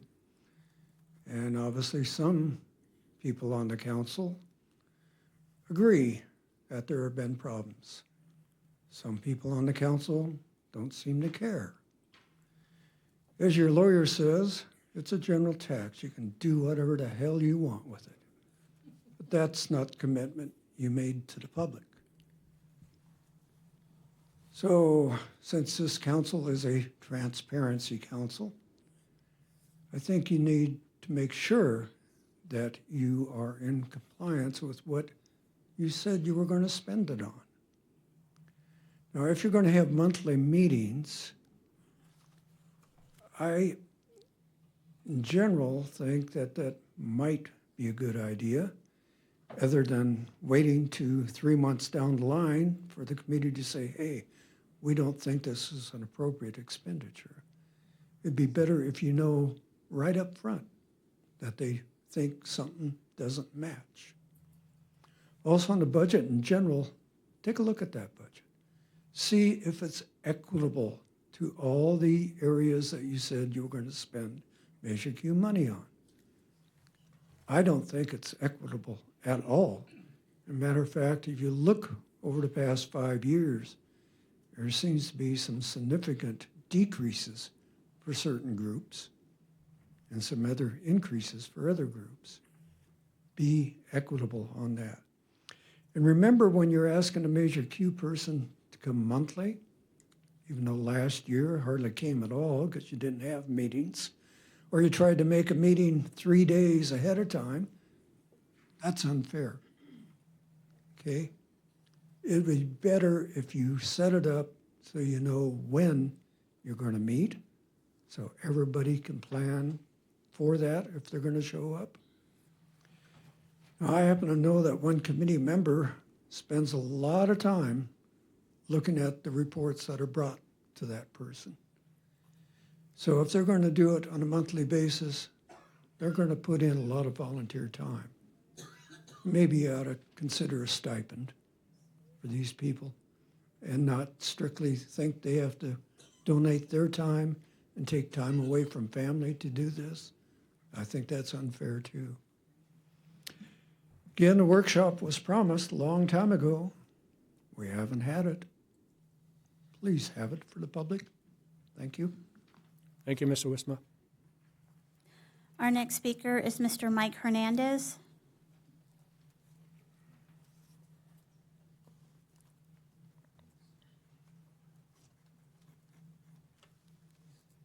Welcome, Mr. Hernandez. Thank you, sir. When this first started out, each one of the districts put a person on the committee. Now I seen you change the system. You ask people to put their applications in. I want to know why it was changed. Why doesn't each person from each district have his own representative to represent those people in that area? That's the way it was done. That's the way it was set up. Now it's all been changed. You know, there's a lot of distrust in the public with you, the council, because you have the final set, so how the money's spent, they have no input. Money's being taken in and out, and we don't know what's going on. Quarterly report, I've gone to a lot of meetings, asked questions, no responses. Put it this way, no responses that you can understand how they can justify that expenditure. Each department, when it was originally set, you have so much for streets, you have so much, but nobody put a dollar amount. And yet, for promotional funds so far, you spent more than $100,000 out of Measure Q for promotional. We haven't spent a dime on streets. streets are falling apart. You take revenue from different areas. You also need a reserve account to guarantee the future. And what the finance director said at the last meeting was very disturbing to me. You take in $10 million and you spend 12. We all live on a budget. Measure Q should also be on a budget. And I do agree that a certain percentage, 10%, should be set aside for the future just in case you do need it, because there's no guarantee that it's going to be there. My next problem is you make long-term commitments not knowing if it's going to be there in 20 years. You have no guarantee, Measure Q. The taxpayer's not going to get tired of the way you spend money and say, let's get rid of it. It'll drive the city broke, but you're not doing anything to encourage people. Show them that you're doing the right thing. You are the leaders of Barstow, and be open. Show them what's going on. Stop having everything behind closed doors and poor representation of how the expenditures are being made. They have a right to challenge it. I have a right to challenge it. But the problem is, the more you challenge it, the more you do less than nothing. And this criticism, all 5 of you, because, sorry, Tex, you're on the other side. You have to be more accountable to the public. Thank you, Mr. Hernandez. Thank you. Our last speaker on this item is Mr. Leonard Williams. Welcome, Mr. Williams. Thank you, sir. I didn't know item 10 was a discussion on Measure Q itself. There was discussion on whether we have a monthly meeting or not. Now, I'm going to get back to what it actually talks about. On the fiscal impact, the cost can be accommodated within the existing adopted city budget, but it doesn't say what the cost is or how much the cost is. You know, if you're going to say that, that's great to say, but what is the cost? What is that cost? It doesn't say. As far as a monthly meeting would be helpful. We, as the first chairman of the Measure Q committee, we had a quarterly because the funds came in quarterly. But it meant a lot of work for a lot of the members because we had to go out and ask, what are you looking for down the road? A monthly, you can just come and tell us, and we'd know. And correct, the committee does not approve the expenditure. We're just saying the expenditure was there, and does it fit? Unfortunately, the last city council hogtied the last Measure Q committee because no one spoke. No one spoke about what was happening, and for 4 years, Measure Q just kind of went away. I heard it every day, but Measure Q just kind of went away because no one knew what was going on with Measure Q because there was nobody a voice for Measure Q. And that was sad. And I had these conversations all the time. So let these people do their job, do their task, whether it's a monthly or quarterly, however you want to do it. Monthly's great, but don't hog time. Let them speak. I argued a lot when I was on Measure Q with a lot of you that are sitting up there now. I've argued a lot with you about the expenditures that we were spending and made you explain to the people what it was. So, but anyway, I would just like to know what the fiscal impact, what is that actual cost? Thank you. Thank you, Mr. Williams. We have no more comment on this item. Thank you. With that, I'll bring it back to council for questions only. Seeing no one in the queue. Okay. Councilmember Williams, questions?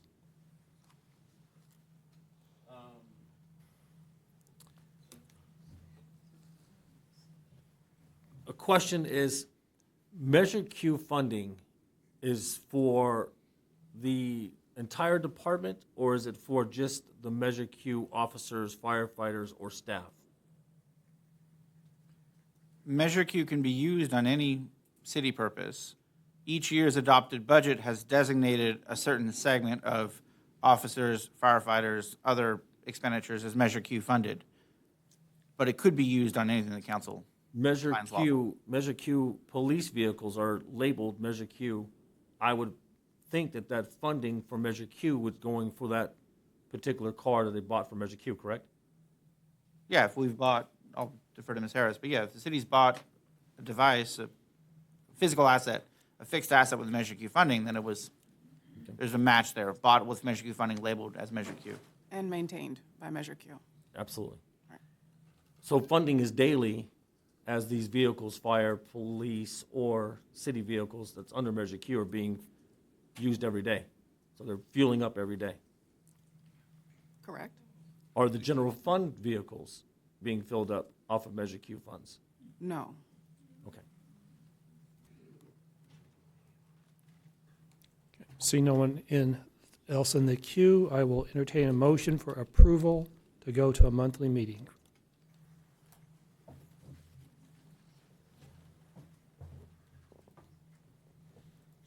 Not seeing a motion?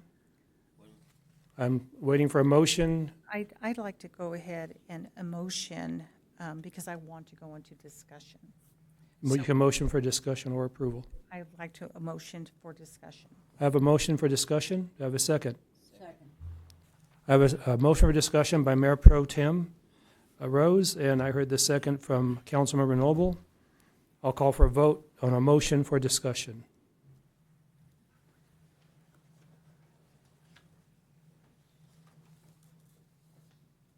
And the motion for discussion passes unanimously. Thank you. I have Mayor Pro Tem Rose in the queue. Thank you. So I just want to make some just clarifying things, because nothing in Measure Q is done behind closed sessions. It's not in closed sessions, and it's not under the rug to hide it. However, I do want to make a very bold statement, because I can, is that because the council is responsible for the expenditures of Measure Q, this council needs to pay more attention through the workshops, because we have not been paying attention as closely as we should be. And that's been one of, things that I have been saying for a while, is that the buck stops with us. However, when I say that, because it's a general measure, it goes into general fund. If it were a special measure, which failed actually for this same purpose, it failed prior to Measure Q coming before the voters. If it would have been a special measure, then the money specifically could only be spent on X, Y, and Z. For example, the safety of the police and fire, the seniors, the parks, the youth. That's what Measure Q is all about. Had it been a special measure, that's the only place we could have spent it. Because it's a general measure, it goes into general fund, which anything that's spent out of Measure Q that's out of general fund is legally being spent, but ethically, and I can't even say ethically, the voters said we want to spend it on these things that I just listed.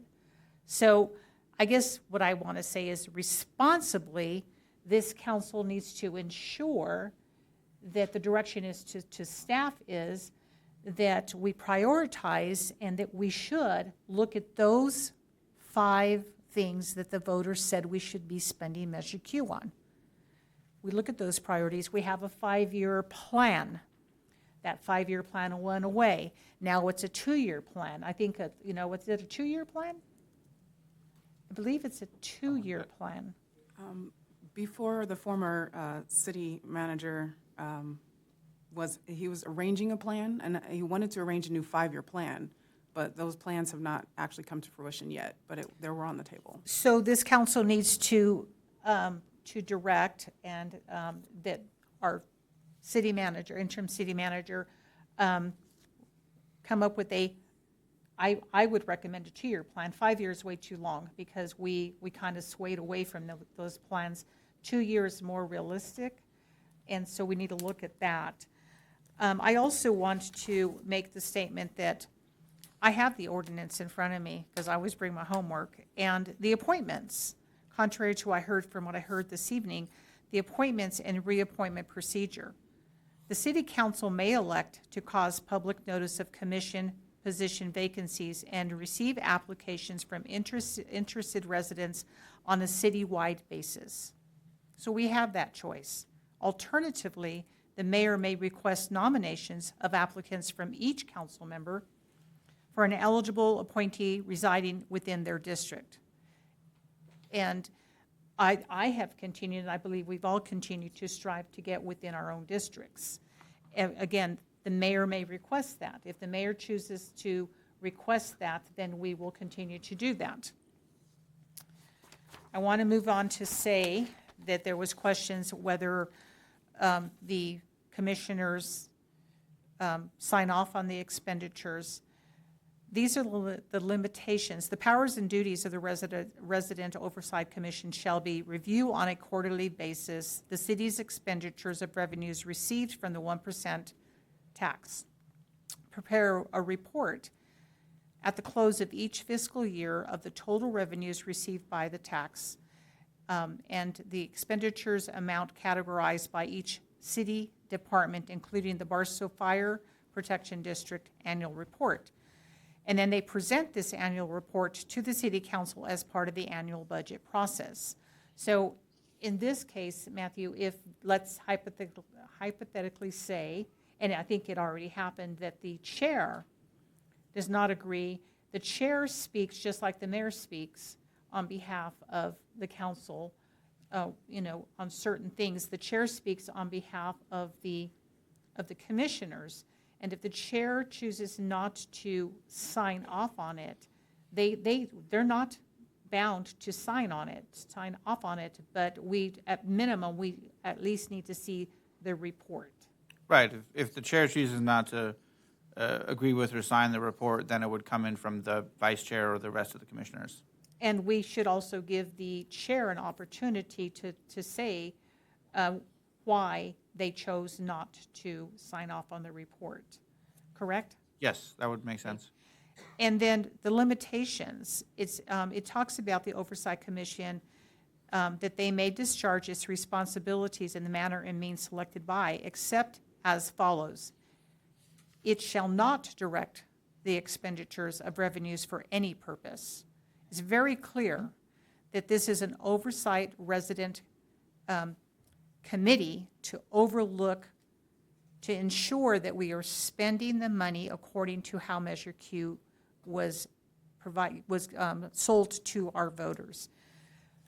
It's just there's this caveat that it's a general fund measure, and that's where we get caught up on, and that's where this council has the fiduciary responsibility to ensure that we are looking a lot more closely at the expenditures and that we are getting more workshops, and those are the ones I think we should have monthly versus the Measure Q oversight. We should not be, that's being egregious, but I think that we should, have meetings more frequent for this council, a workshop so that it includes our residents. So at this time, I'm going to ask for a second to have a special meeting for a Measure Q workshop. And I would like that workshop to happen before our February 18th meeting, because we were supposed to have had it this meeting, and we knew we couldn't. So I'd like to get a second to have a special meeting. Second. A second, and that would be before the next scheduled council meeting. I would also like to ask for a second for the application process to be opened up again for a minimum 1 month. And so I need a second, and I also, thank you, a second. I also want to reemphasize that a flyer in the front door is not ample. A story in Snapchat that some of us baby boomers don't even have. That yes, we can go on the Snapchat, we can go everywhere else, but we have a city Facebook. We have a city website, and that this application opportunity is in those areas. And also, if we are paying a radio station and Channel 6, that we put them on the radio station and Channel 6, because I want every resident that would like to apply to have the opportunity to apply. And I also would like a second to direct our city manager to get confirmation from Mr. Rosenberg and Ms. Wiesma if they wish to continue on Measure Q until we can fill the position, and or if they wish to, they have the opportunity to reapply. Second. Thank you. Anything else? And I think that is it. I just wanted to make clarifications, so thank you. Okay, before I go on the next council member, I just want to clarify for staff, you have direction on setting up a public meeting, re-advertising the positions, and contacting the current expired positions to see if they want to continue. Next in the queue, we have Councilmember Williams. You know, the reason why I asked for this is to give the transparency that everybody's asking. I'm going to lean whoever I have as a commissioner to give me as much data and information that's going on. We got to make those commissioners a part of this council, a part of us to bring together transparency. Once you do this, you win. Fighting this information or what is happening, it only makes us look worse. It brings doubt. So I don't care if you meet a month, I don't care if you meet a quarterly, but as long as the people get to speak and we're listening to them, that's what's important, because it's your government, it's not ours. We work for you. And those commissioners, if you really want to be honest about it, we work for them. So however you guys do it, I'll go with whatever you guys want to vote, but this is the reason I brought it back. I want to stop all of the bad things that are being said about Measure Q, including what I used to do out there at the podium. I'm wrong as well, but I just want to bring transparency, making sure that we're honest and open and making everybody comfortable. Because you know what? We thank you for Measure Q. If it wasn't for you saying yes to Measure Q, we'd be in some serious trouble, and we all know it. Thank you, Councilmember Williams. Councilmember Hernandez. Thank you. I understand what Councilman Williams was talking about. That if the fire department already had a budget for oxygen, and instead you're turning it into a Measure Q budget item, I understand your concern. The same thing could be said for the police department, right? If you push your expenditures onto Measure Q, then it allows you to do something else. I understand that. My whole thing is, what was the purpose, right? We have never written down, we promised the public, but not in writing, and that's what I expect out of the workshop, that we list exactly what it promised so that people would vote for Measure Q, and that we responsibly explain to them what we have or haven't done, and what were the specific areas that we pledged that we were going to spend Measure Q on. Because they stated they were going to hire so many police officers, they stated they were going to hire so many fire department. Well, what was the baseline to begin with? Because how many firefighters are being paid out of Measure Q? How many policemen are being paid as a Measure Q? Where was the baseline? And we haven't done that. We haven't done our homework. And the idea is, okay, what did those expenditures come to? And how much did we put ourselves in debt when we got the fire engines? Because the big push, and we all know, Measure J was not accepted by the public. They accepted a general tax that said, okay, we're going to do all these things. And we have not responsibly told the public. So we have a Measure Q committee, and I know the confusion because people would tell me, well, you got to spend it here, especially tax, or you got to do this or do that. And I said, that is not your job. Your job is to look at the expenditures. And I understand Mr. Hernandez said, but they won't give me any answers when I ask them where the money is. And also Mrs. Freeze, I understand that. And that shouldn't have happened.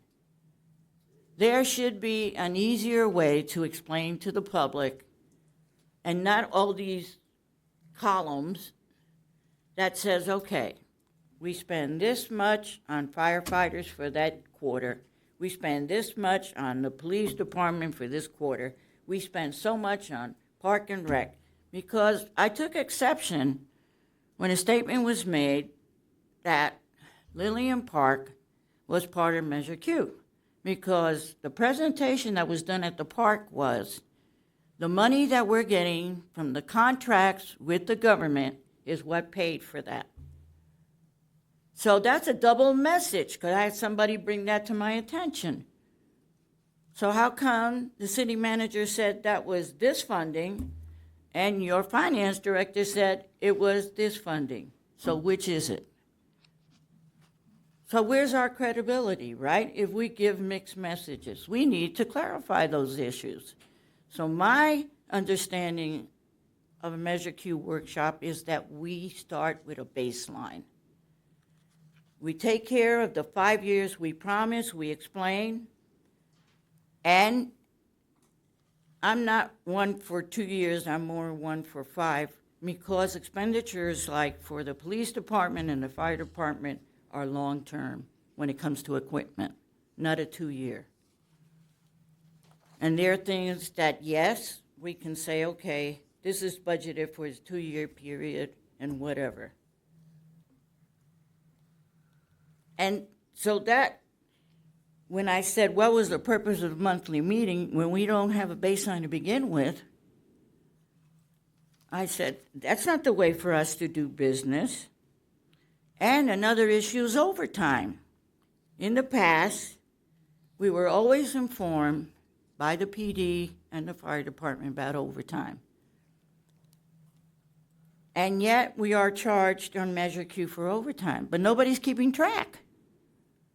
So if we budget a certain amount, and the amount goes over, and we don't have an explanation, what are we going to tell the public? Okay, so we're spending more than we're taking in, well, what? And why is the reason that we're getting less money?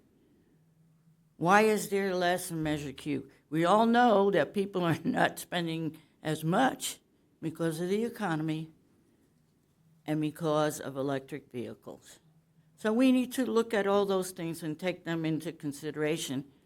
And my idea of Measure Q meeting is a give and take. The public is present, the council is present, and we listen to each other. We can set a format for, time limit or whatever, and subject matter, so that everyone gets an input into this. And that has not been what is happening, and that was always my expectation. I'm the one that pushed for quarterly meetings and oversight, for the very reason that everybody and I say, wait a minute, this is what the intent was. So I appreciate the attorney clarifying that. I appreciate the Mayor Pro Tem clarifying that. So we all have the same understanding of what the expectation is, because that has not happened in the past. And let's see if I've covered everything. Overtime, it's a general tax. What are you spending Measure Q on? We need to do the specifics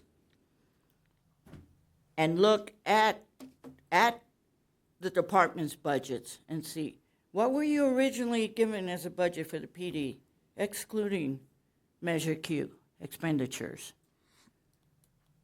Because, no offense, but we all know we can put this pot into that pot and whatever, and that's fine. There may be a reason financially for that, but we need to give the rationale and explanation to the public. I'm done. Thank you, Councilmember Hernandez. I have Mayor Pro Tem Rose in the queue. I also wanted to mention that under meetings in this ordinance that No, go ahead. under meetings is the Resident Oversight Commission shall hold one regular meeting each quarter. The chair may call for a special meeting. So if needed with concurrence of the commission, so that the commission can call special meetings. I honestly think that we as a council, we could say, personally, I want a workshop on Measure Q every 2 months. Every other month, we should have a workshop. And that workshop would include anybody that wishes to come that belongs on the commission, and that helps them look at the expenditures as we discuss, or, you know, as the transparencies that what we're talking about. So instead of having them meet monthly, we could say every other month we want an update on Measure Q. And, but we need to, yeah, and I believe that we need, that's just an example, but we do need to discuss a baseline. And so maybe by the time we have this, this workshop, we can discuss the baseline and how we wish to move forward. Because, you know, I love the idea that, yes, we could ask them to meet monthly, but then I also believe that if we're asking them to do that, that they should be compensated. And that's a whole nother thing. Do we take the compensation out of Measure Q? So those are things that we need to discuss moving forward on how this looks, just so that there is more transparency and that there is more education, not only for the council members, but for the residents and the commissioners. Thank you. Thank you, Mayor Pro Tem Rose. That was me. Yes, thank you. Thank you. Okay.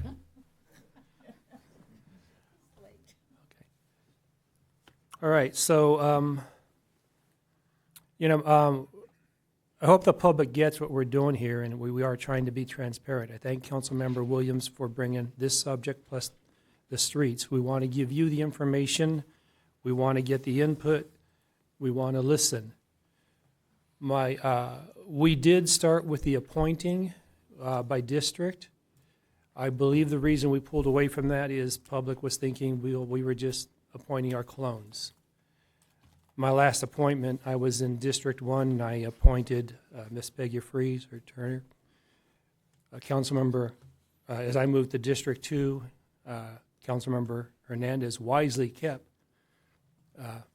Peggy on that committee, because let me tell you, I was sorry after I appointed her. She's going to call you every day. She's going to come into your office every day.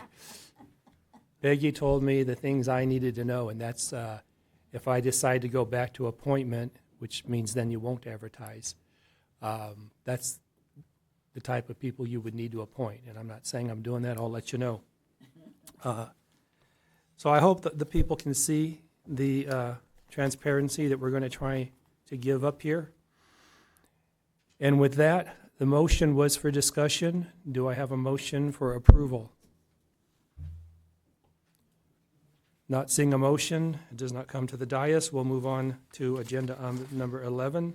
Mr. Mayor, if I can make a final comment there. Without a motion to modify to monthly meetings, the Measure Q Commission will meet quarterly under Boston Municipal Code Section 226070.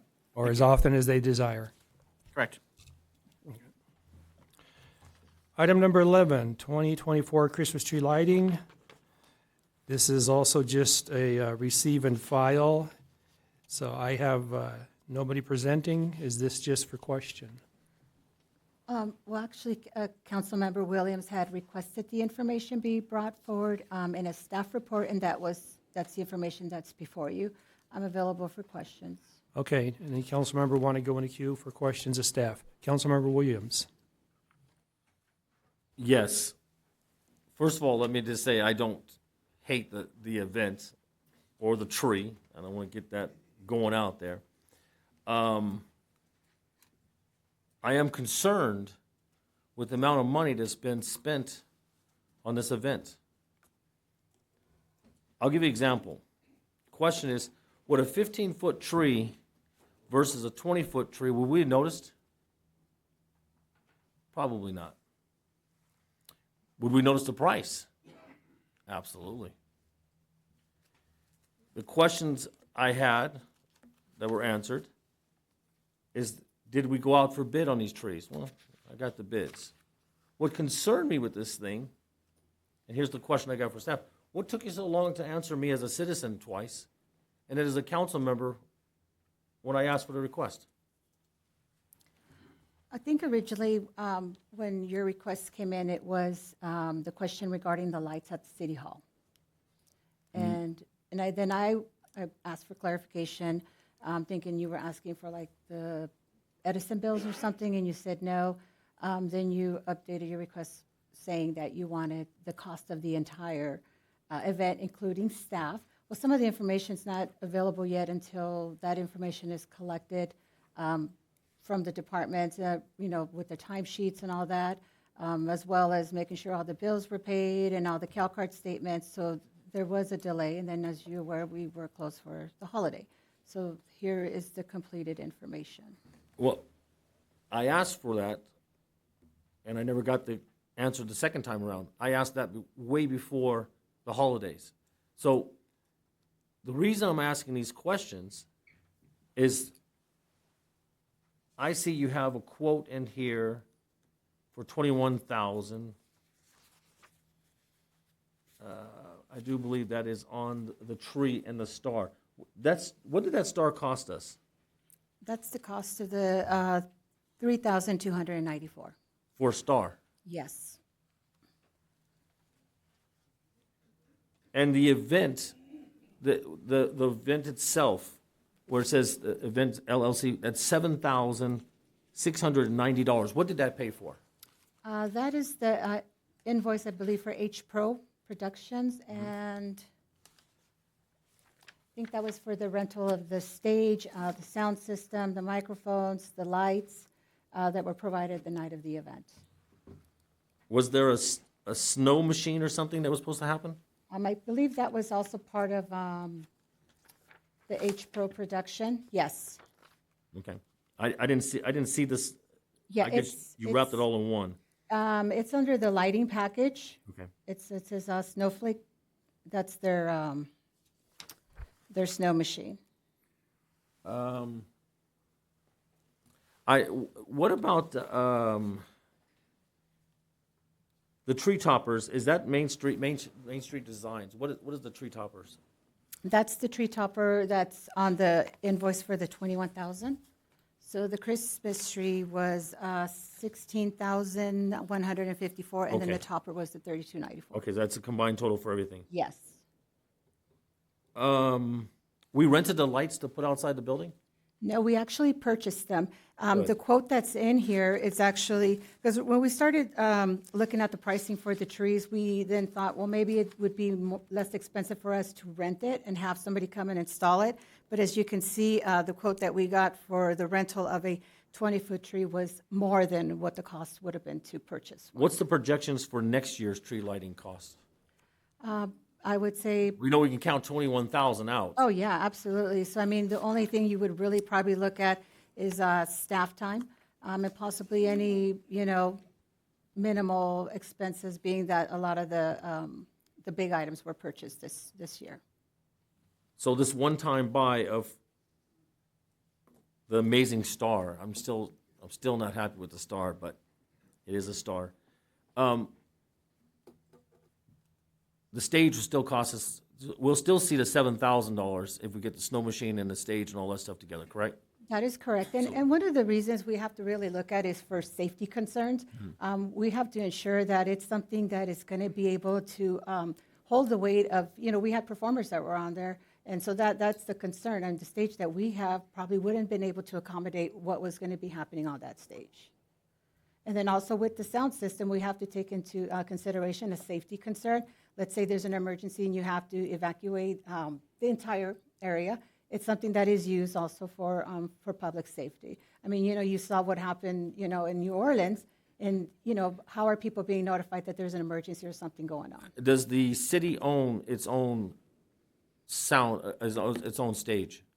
We do have a stage, but it's not this quality of stage. Does the city own a sound system? Yes, but again, it's not something that is, that you could use for an event of that size. I think the public should know what we're spending their money on. And the grand total is $35,517.76. Yes.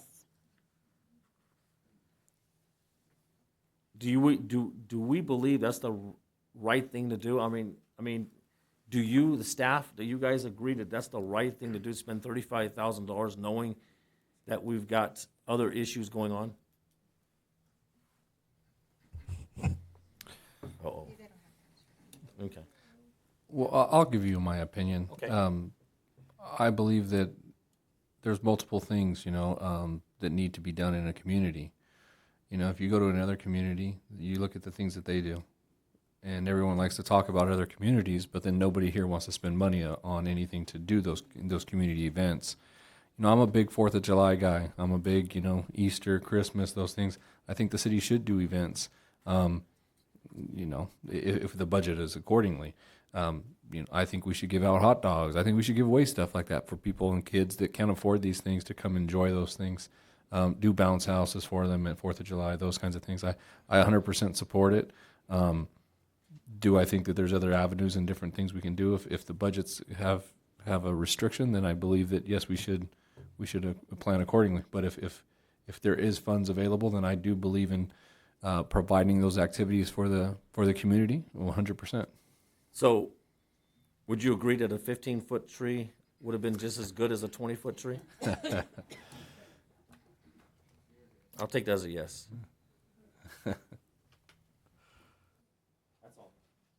Thank you, Councilmember Williams. Mayor Pro Tem Rose.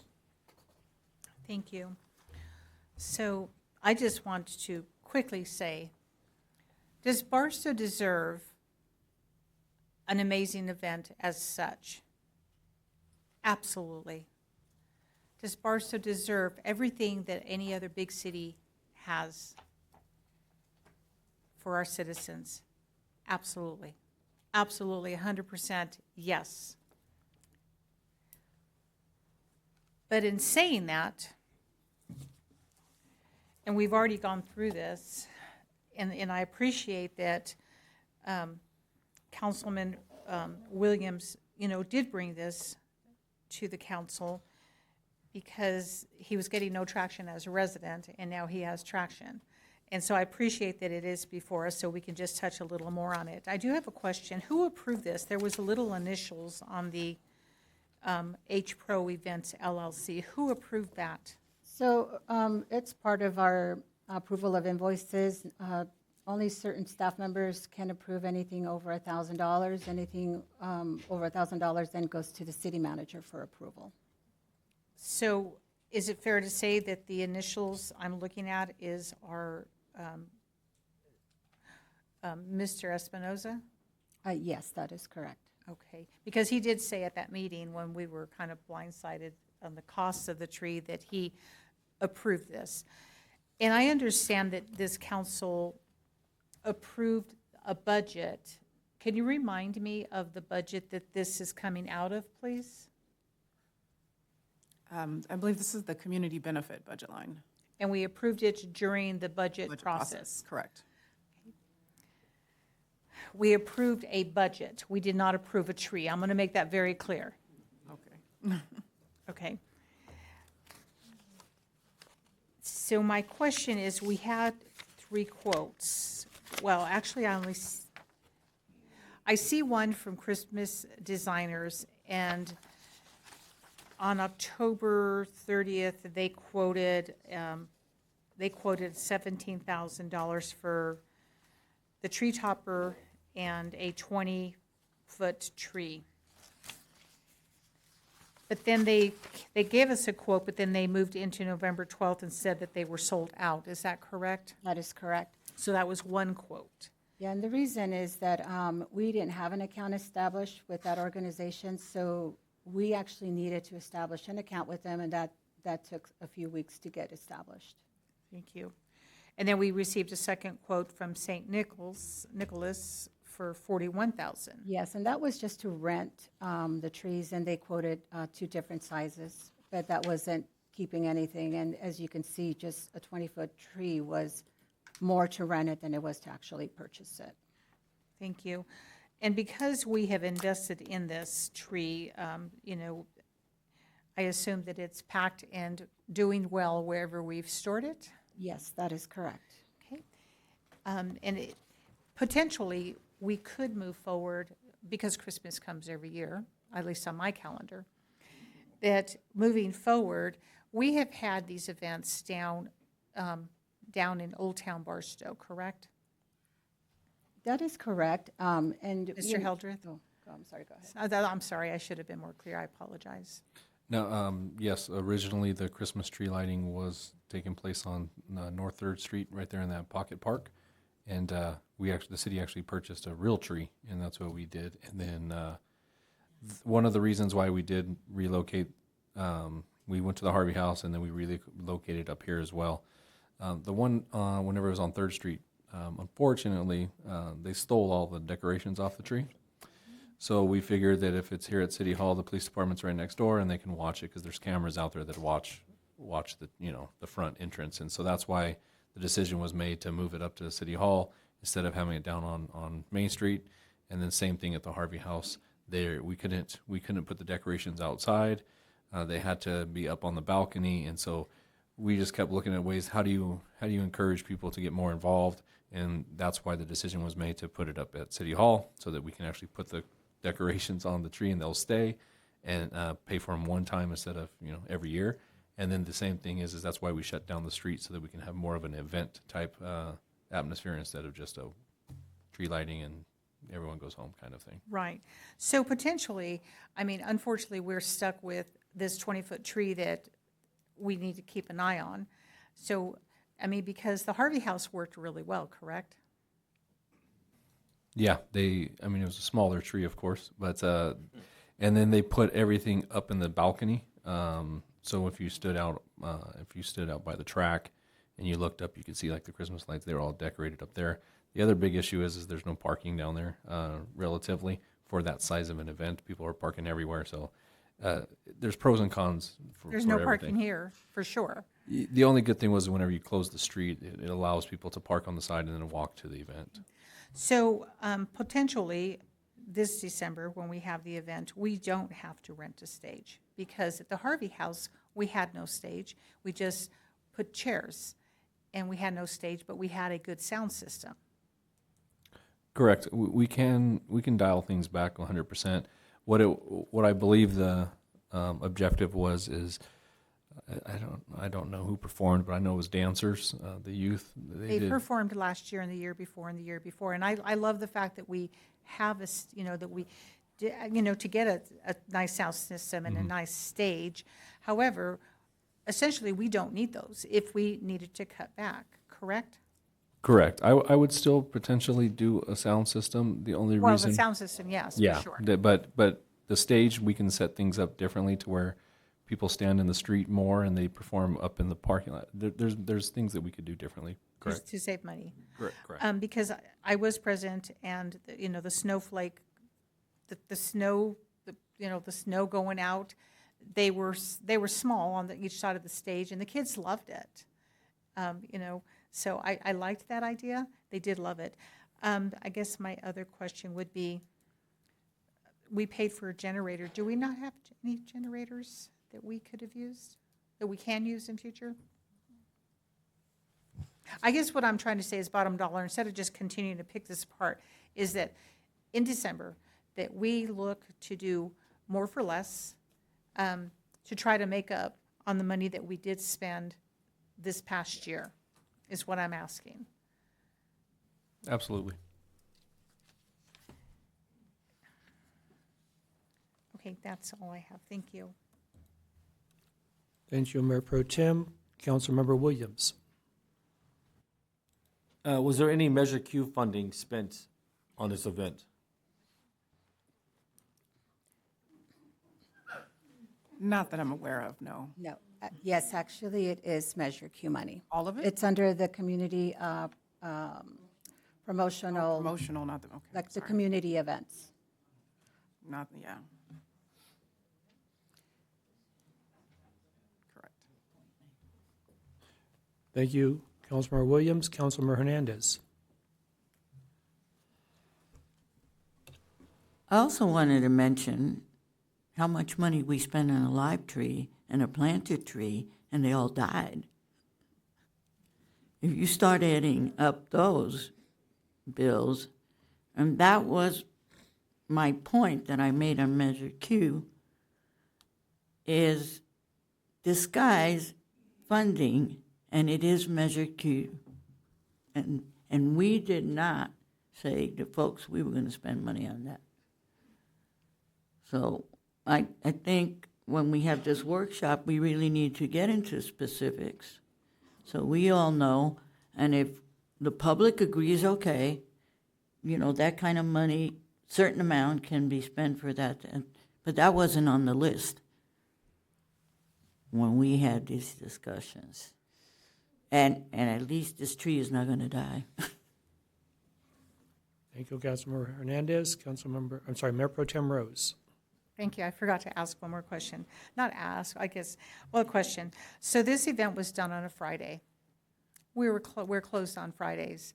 And I'm going to ask this council to absolutely direct, the staff. We'll have to discuss this with our new city manager, but to discuss with our new city manager, that we eliminate a Friday, because that's a tremendous amount of overtime. So it would have saved us a lot of money had we did it during the working hours, correct? I believe Public Works, they work a 980 schedule, so I don't know if they were open that day or on shift, but I 100% understand what you're getting at. I do not recall why we moved it, but originally we wanted it scheduled for a Thursday, because then all staff could participate, obviously, too, and just walk outside after working hours and enjoy the Christmas tree lighting thing. But I don't recall why they moved it to a Friday. I'm not aware of why they moved it to a Friday, but Public Works shift is from 6 a.m. to 3:30, which the event started at 5 o'clock, I believe. So it is overtime for Public Works. Thank you for that. I have no more requests to speak. Public comment? Yes, our first speaker is Mr.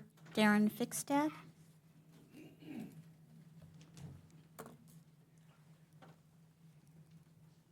Welcome, Mr. Thank you. Fickstad. Yes. Wow. You would think the sky is falling. A lot of you, I'm sure, get out and about. Big Bear Village, Cedar City. I can list a lot of cities that I visit, little towns. The holidays, 4th of July, Christmas, whatever you want to call it during that winter solace, is gorgeous. The cities are magnificent. And we have to start saying to ourselves, are we going to rise above and try to get our city to the next step? Yes, we understand money. We understand fiscal responsibility. But you're $35,000, that's lunch money. Weren't you talking about $508,000 to administrate funding on tax? Well, come on, folks.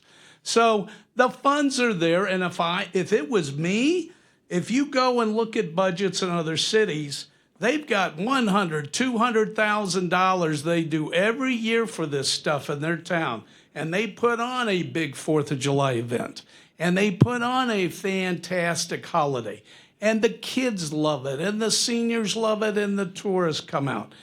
It creates very goodwill, and it's the quality of life. We sit around and just bitch, piss, and moan about stepping over the dollar to pick up the nickel. Come on, folks. You guys did a fantastic job. I don't know who bought the $20,000 tree, but I love you. because that's planting the flag saying, we're Barstow, we're here. Because, folks, I'd be buying a 100-foot one and putting it over in front of the Harvey House. The bridge is gorgeous. They're really showcasing that place now.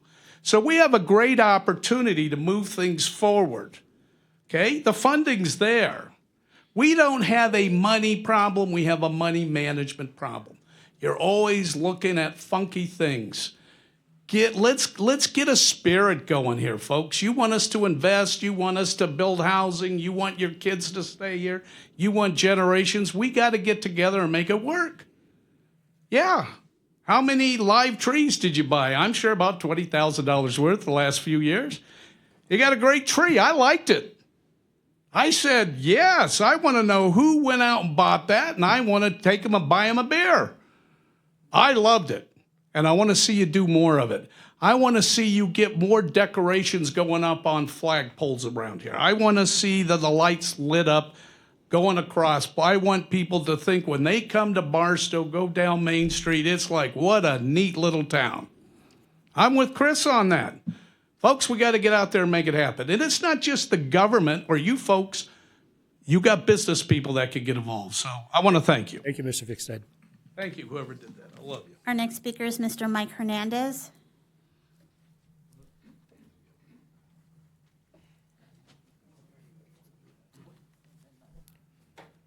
Welcome, Mr. Hernandez.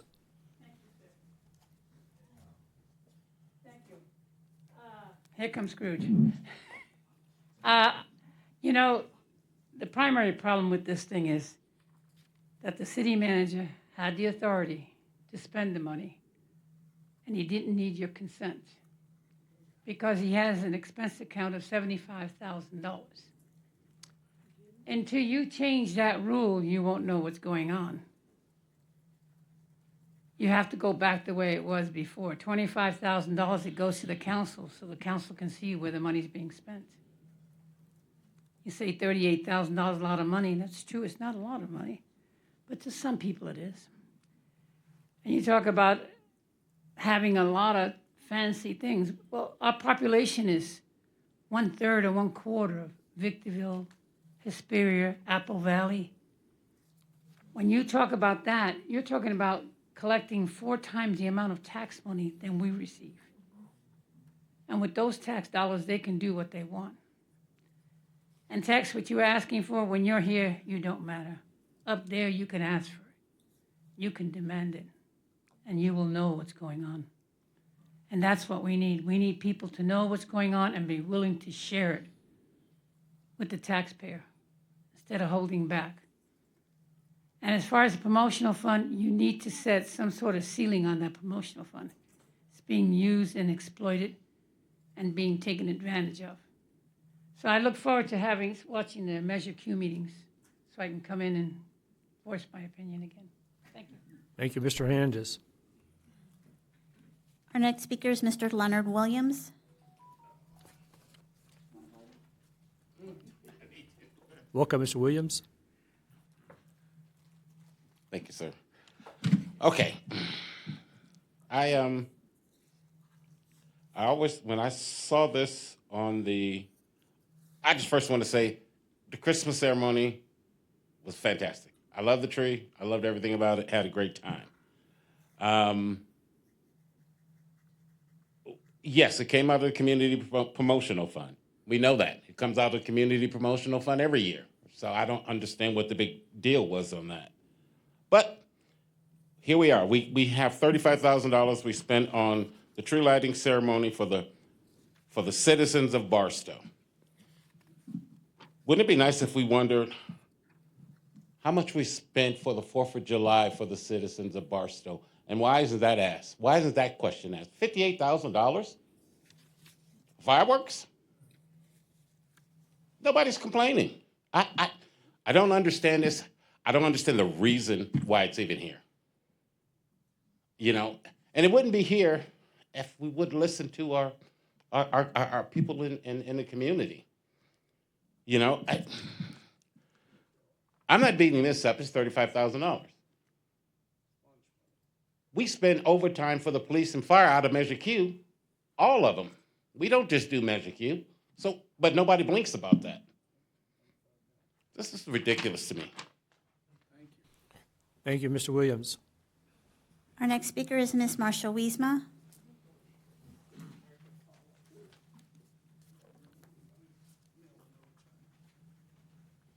Welcome, Mrs. Wiesma. I think I gotta go home and put the brace on. I have a couple questions. I think everybody's went through it. I got a long request for you, Sydney, and I'd like you to give me a printout of the last 4 events. I mean, detailed events. Fireworks, Easter egg hunt, the haunted house. And I would like this one more detailed than what you've printed out here for everybody to look at. I do not believe that we spent that much money. I believe it's a lot over it. And the reason why is I see nothing in here for insurance. Now, you cannot tell me that we could not do this without city insurance. We drove a big fire engine in here. Here comes Santa Claus, and out comes 2 Miss Beautiful Barstow Queens. Did we cover them for insurance? Did we cover Santa for insurance? I believe it is yes, but it's not here. I too have noticed that I'd like to know exactly how much our city paid in sales tax, and did our sales tax go back into Measure Q? Another thing I would like to know, what was the number of citizens that attended? You did not count them, but I would like a projected estimate. Again, it's already brought up. Why didn't we have it on a Thursday? I do not believe one bit that your employee cost was the $3,919.15. That's not enough overtime for the police, the fire people, the people that worked on this week prior to, our gentleman who built the stand. That's not included in here. I just do not believe that this is a total truth, and you've heard it from Leonard. Why the hell are we doing it? We're doing it because we want transparency. Thank you. Thank you, Mrs. Wiesma. That is all the comment we have on this item. Thank you. This was a no action item, receive and file only. Do I have any discussion from council before we close it? Mayor Pro Tem Rose. Thank you. So if I stated before, as I stated before, Barstow deserves everything and all the wonderful things that we can afford, and it was an amazing event. It's the concern with the council is not picking apart $35,000. It's not picking apart the expenditures. It's how we learned of it. Yes, we approved a budget for the community funds. I know when I look at the budget that the fireworks are spelled out. It's $60,000 for fireworks. We see that. Nowhere on a budget line item did we see a $20,000 Christmas tree. That's why that's the whole principle of why we had to discuss this, because we were blindsided. Yes, our city manager has a spending amount. Should we look at this? The council has to make that decision. However, moving forward, when we have a new city manager, I think that we may, consider as a council to say, don't blindside us on a $20,000 Christmas tree. Be transparent. I would have expected the transparency from our city, from the responsible city employee, or in this case, it would be our city manager, to say, hey, by the way, this is going to be a grand event and we're spending this much on a Christmas tree. We found out about the cost of the Christmas tree because I happened to ask, well, how much did it cost? That was a shock. We should never be shocked. We should have known about it, because I think that every one of us on this council agrees it was an amazing event. Barstow deserves it. But it's just the way it happened, the way it unfolded, and that's why the discussion is here. For transparency, how can how can we do more for less if we are bound, if we don't have the money moving forward. So I just want to make that very clear. We deserve it. But let us know what we're looking at prior to it happening.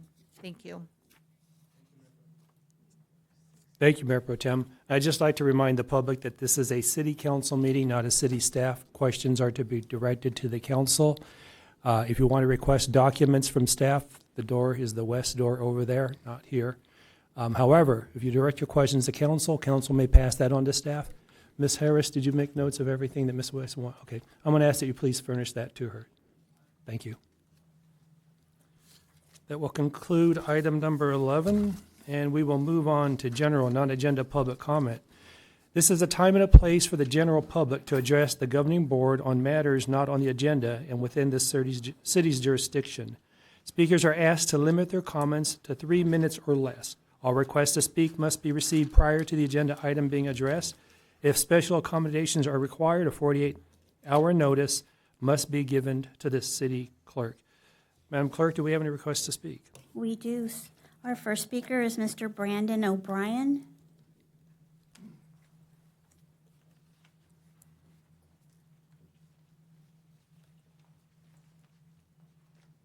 Welcome, Mr. O'Brien. Thank you, and good evening, Mayor and esteemed City Council members. My name is Brendan O'Brien, and I represent the Route 66 Museum. And the reason I'm here this evening is to thank the City Council for inviting us to reopen the Route 66 Museum, the Mother Road Museum at the Harvey House. We were devastated to find out that it had closed. We have the centennial coming up next year, and I think with some of the plans that we have, will bring tremendous amount of tourism, additional tourism to the city of Barstow. Interesting that I'm after the Measure Q and the Christmas tree. I'm definitely not asking for any funds or any money, but I did want to announce that we are officially having our grand reopening of the Route 66 Museum, and that's coming up on March 22nd. And it's going to start around 10 o'clock a.m., and then we'll have a ribbon cutting ceremony around 11. And we're planning a fun event. We have some antique cars. We have food vendors. We're going to have a local Crave coffee, have coffee being served. And the whole idea is really to bring awareness to the citizens of Barstow at a local level, but also at a state level and national level. We're inviting a lot of folks from the Route 66 Commission. The museum we're planning to have the museum open 7 days a week. We have quite a few things planned to bring in tourism, working with a lot of tourism boards, visit California, and a number of other ones, Discover IE, and have a lot of events that are wanting to host their annual summit, for example, at the Harvey House. So I see a lot of opportunity here with Barstow. And just for reference, we opened up the California Route 66 Museum in Victorville about 2 years ago when it was about ready to fail. And we were investors first, and we're trying to run the museums as a business as opposed to a hobby. And we're seeing that it's been a lot more productive and sustainable. And look forward to working with the city and the community to really hopefully bring a lot more tourism to the city and increase revenue for everybody. Thank you very much. Thank you, Mr. O'Brien. Our next speaker is Ms. Teresa Tank.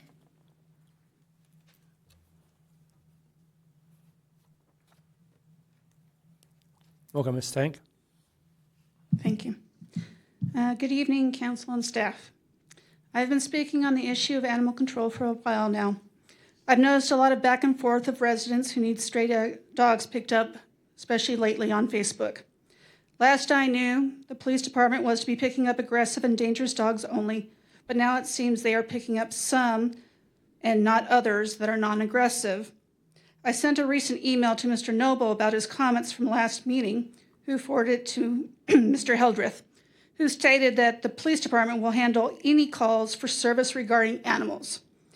Can there please be clarification on this and have it put out to residents, perhaps on the city's Facebook page, so residents know who to call and if indeed all animals are to be picked up.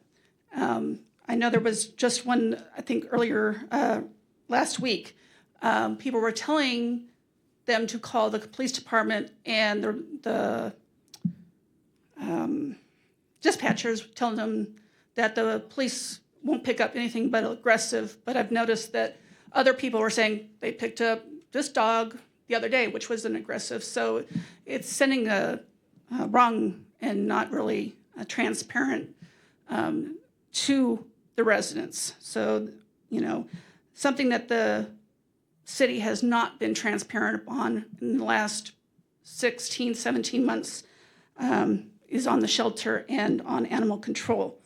My second question is, when are we to expect expenditures to be posted? The last posted month was in November. We're missing December and January. And if these come out beginning of the month, we are going to be missing February as well. Thank you. Thank you, Ms. Tank. Our next speaker is Mr. Mike Hernandez.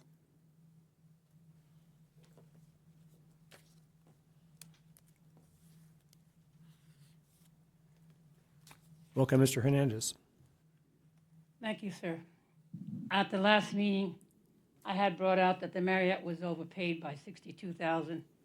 Nothing's been done or nothing's been said. The Marriott gets a quarterly refund from the city. I was told by someone at the city that that funding could be taken out of there when it goes back. But from this council, I have heard nothing as far as what's going to happen concerning it. I do have a thing with the cannabis and the people that were cited out in Linwood. What's the status of that project? Are you closing down the businesses, or are you extending more time for them to keep open and pollute the air, and we have nothing to say in it? And it falls on deaf ears. It's the way it feels like. You know, not too long ago, I got a letter from code enforcement to clean the property up. At this time, I asked one of the staff members, and they gave me an extension. But the point I have is, the letter was written on the 23rd. I got it on the 29th. They expect the property to clean by the 5th of February. So technically, by the time you receive the notification to when it has to be completed, it's only 7 days. And this isn't the first time. This is the third or fourth time I brought the same issue out. How come that you don't allow for mailage? You want 2 weeks for people to clean it up, but it takes a week to get the letter there. Why isn't something being done about that? And I don't know if that needs to go to rules and policy, or if the council could change the amount of time. Allow more people to get their message and get time to clean it up. You know, it's surprising. You tell the taxpayers to clean their property, yet these people out in Linwood can grow all the pot they want and pollute our air, and you don't do anything to them. That's a hell of an excuse. Thank you, Mr. Hernandez. Our next speaker is Mr. Ted Wiesma. Welcome, Mr. Wiesma. Thank you, Mr. Mayor. I got a gift for Gab tonight, it seems. Sorry about that. Item number 1. It's so nice of our lawyer to say that you're not in violation of Brown Act by not putting a recommendation down there on the agenda. It's not about the Brown Act, or whether it's a violation of that or not. It's about transparency. That's why I recommended that you put a recommendation there. Item 2. A little earlier tonight, I think Councilwoman Rose made 2 or 3 different motions, and they all received seconds, yet there was never any vote on them. What happened? Item 3, code enforcement. I think I've been harassed by code enforcement. I got a tree overhanging the sidewalk, 7 foot tall, and they say it's impacting people walking by. I don't know how many 7-foot-tall people you have in this town. I certainly don't know any. They say it has to be 9 feet high. Okay, that's code. I'll comply. But I can identify 8 places within my neighborhood where trees are directly impacting people walking through. And they don't seem to have code enforcement against them. Why? I would like either the mayor, city manager, or my council person to go out with me, and I'll point out why I think this is harassment. Item 4. You talk about the cannabis people out there and the problems you're having with the odor from some of them. It's my understanding from those out there that they're probably going broke. Where's all this millions of dollars you're saying you're going to get from the city selling pot? It isn't happening. And if you keep making them pay $65,000 every single year, plus more money, we won't have them at all. So stop stabbing yourself in the back. Thank you. Thank you, Mr. Wiesma. Our next speaker is Ms. Marcia Wiesma.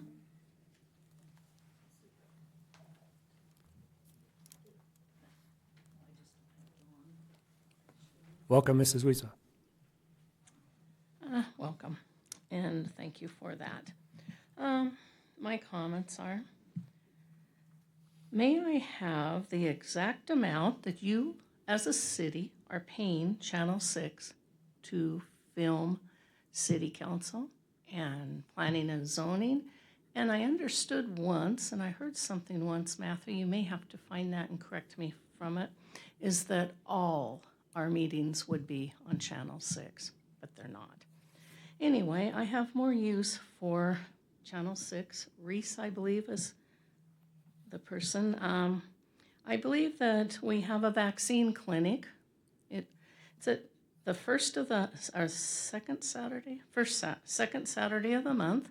Should be on there rolling around. It's free to the public. They do accept donations. They are part of the former Route 66. I believe you could help your Humane Society. We've had some discrepancy with the last city manager. So anyway, you could film the dogs and the cats and the various other animals that would be up for adoption. Put that on. They need to contact the website of the Humane Society to do that. Secondly, I'm wondering about the cannabis committee. Got ready to put in an application, and I was told they sent it back to Barbara for rules and policies that her and her committee needed to redo it. It's not available now. And I believe that shall be it for tonight, and thank you for listening. Thank you, Mrs. Wiesma. Our next speaker is Mr. Perry Pack.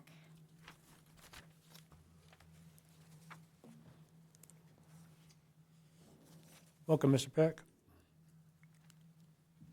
Thank you, and I'd like to thank my fellow citizens for being here as well. We are the voice of Barstow at this point in time. I have kind of an announcement on the Homeward Bound meeting on January 9th. My wife and I were very excited about, and we also ended up helping Barstow Church of God in Christ feed the homeless. And it's not only a feeding the homeless, but they provide them with showers and clean clothes, and then a meal, which I think we should have more available in Barstow through the churches and other organizations, that everyone should get on the bandwagon and provide that more than just Wednesdays. it should be almost every day of the week. I don't see how we couldn't share in that. And I'd like to show appreciation to Maribel Hernandez, City Clerk, for helping with the counting of the homeless. Her and staff have done a great job in that. And that was on January 23rd. And I appreciate our council member Williams showing up for that and giving his appreciation for the public that showed up for that. I also am very interested in having a youth council and senior council, somehow sponsored by this city.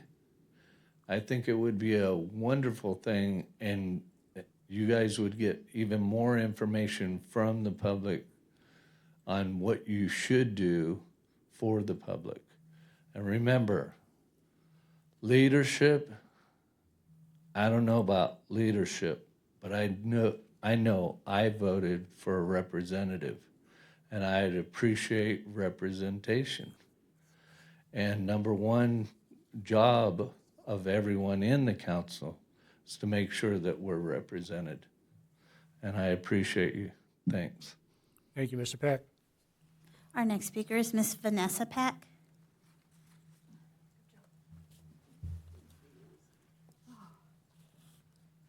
Welcome, Mrs. Peck. Thank you. I'll have to put this down. So first of all, I want to let everyone know that I wasn't originally for Measure Q, but I am so grateful that we have Measure Q because it did save us during a very tragic time in a lot of our lives.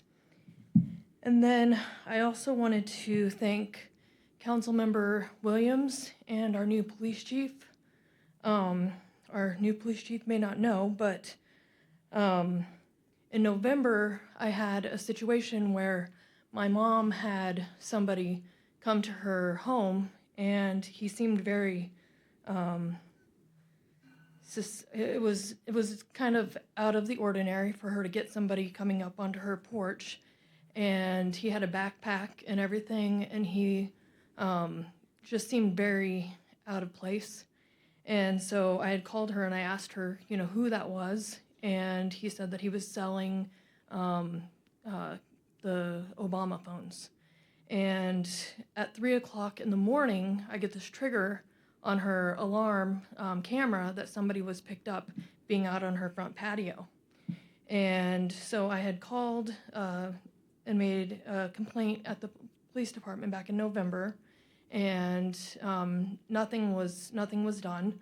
I ended up filing and writing a letter about it in November. Nothing was done. And yesterday, I was there helping my mom at her place, and this man from next door came over, and he said that somebody tried breaking into his apartment right next to my mom's. And this man literally broke the window, popped the lock, and was coming into his apartment, which is right next door to my mom's. And the man ended up letting us know, well, it happened at 3 o'clock in the morning, same time, and it has been, my mom kept saying, somebody's still out there, there's people, and she knew something was happening. And the John Tex Williams responded immediately, the police were there, they're taking it very serious, and I am so grateful for you guys, because my mom has not felt comfortable. I did go to the Housing Authority today. They gave me 2 more locks to put on. They are going to get PVC pipe and put them in the window. They're talking about putting a fence on that section that is exposed because the windows, things were tampered with on the windows for even number 3. And they're going to look into, the Housing Authority is looking into cameras and such. So I appreciate you guys. Thank you so much. Thank you, Mrs. Beck. Our next speaker is Mr. Jim Brown. Our next speaker is Miss Virginia Brown. I'm good.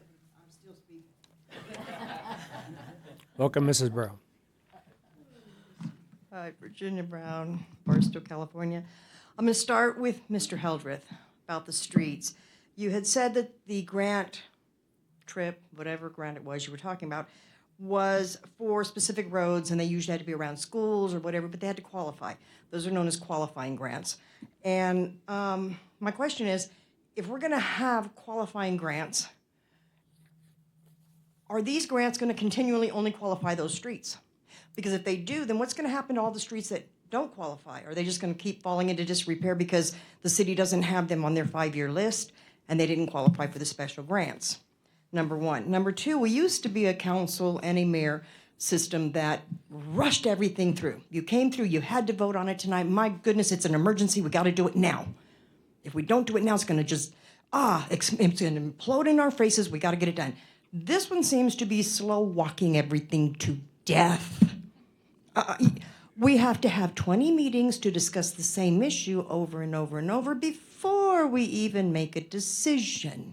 Even though we've been given direction, let's have at least 20 more meetings before we decide on something. The gentleman who was here tonight, the fireman medic, okay, he's an EMT. I was an EMT. Trust me, that job is harder than anything you guys can imagine.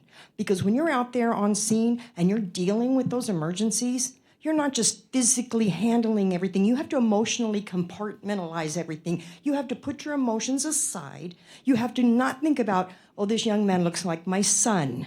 This young woman looks like my daughter. Oh, that could be my mother. You have so much stress going on when you're out there, but we're going to put giving him a pay raise on hold while we okay and sit back and say, oh, sure, let's spend $38,000, $40,000 on a Christmas tree and some lights. But let's not give this man who's out there doing a job a raise. I have a problem with that, people. As far as the Christmas tree goes, doggone it, I don't have a problem. You want to spend $150,000 on it. The key is, where did the money come from? And second of all, who approved it? It used to be our city manager only approved emergency spending funds. Now you guys are just telling me, hey, here's a party, go have it. It needs to change. We got some problems and some twisted things in this city, and we need to revisit them, people. Thank you, Mrs. Brown. And I believe Mr. Fickstead left, and Mr. Williams is gone. And just one more, Mrs. Fusey, you did not. Do you want to speak? You didn't? Okay. We have no more comment. Okay, thank you to the public. We'll now go to staff reports. Mr. Hildreth, who's reporting first? I'll kick it over to the, apologize. I'll kick it to the fire chief, and then we can go to the police chief after that. Good evening, Mayor, Council, and community. Just a quick brief update. Obviously, we've seen over the last month significant issues affecting what we call Region 1, which is all the high fire hazard issues over there in the LA metro region area. Just to let you know, we didn't have any resources committed, but we were working remotely. All resources have been recalled region-wide. We are now in the recovery phase, so they are still planning for mud and debris. Mud and debris is anticipated for this week, and it's been a state Cal OES mission from Sacramento. Currently, I am working remotely, non-paid, as I need to create electronic products for my team who's deployed over there. So kind of remotely deployed, but not actually committed, so just helping my team out. But besides that, we have seen an uptick. I did hear someone in the community mention that we did see a few more flagrant fires out there, which are caused by warming fires. Luckily, we haven't had too much property loss from those besides personal items of the unhoused community. So we are getting probably about 2 or 3 a day. In fact, in our county area out toward Linwood, we did have San Diego County Sheriff's engage and arrest about 7 homeless individuals setting fires out there within the last week. So we're seeing those both in the city coverage area as well as our district coverage area out in the county areas, unincorporated areas. So we are seeing an uptick in those due to weather. Obviously, the last couple of days has been a little bit warmer, but obviously I think there's going to be a cooling event coming in the near couple of days. So we do appreciate the community's engagement and getting those notified into our dispatch to where get appropriate resources deployed to mitigate those occurrences. Besides that, there's no other questions unless there's anything from the council for me. Thank you. Any questions of the fire chief? Okay. Next. Yes, hello, council and Mr. Mayor and citizens. Just a few things to update. This one's from, I guess it was some questions from the January 1st council meeting from Councilmember Noble. As far as like the vendor license you were asking, the police department does participate with code enforcement at their request. Typically, that's a code of compliance issue, but if they ever need any of our assistance, we've responded every time that they've called, which I think has only been a couple times, at least to my knowledge. As far as the issues that were within like the Stater Brothers Shopping Center area, since our conversation with Council Member Williams and Mayor Silva, we've contacted every business within that complex. The officers who work that beat, we have a beat book, and so they're keeping track and communicating with each other throughout each shift. We've responded to, I think it was about 15 calls for service, with an additional about 15 or 16 proactive calls since that time. And we've made 6 arrests, kind of vary from disturbances to trespassing and shoplifting, stuff in that nature. So we're slowly getting around, but it looks to me that the calls have slowed down a little bit. We hope that trend continues. Additional with the citizen with the complaint or the concern as far as the loose dogs, the PD only picks up aggressive dogs. We do respond to any call where an animal can be, like the owner can be identified, and we'll take whatever appropriate action that we can at that time.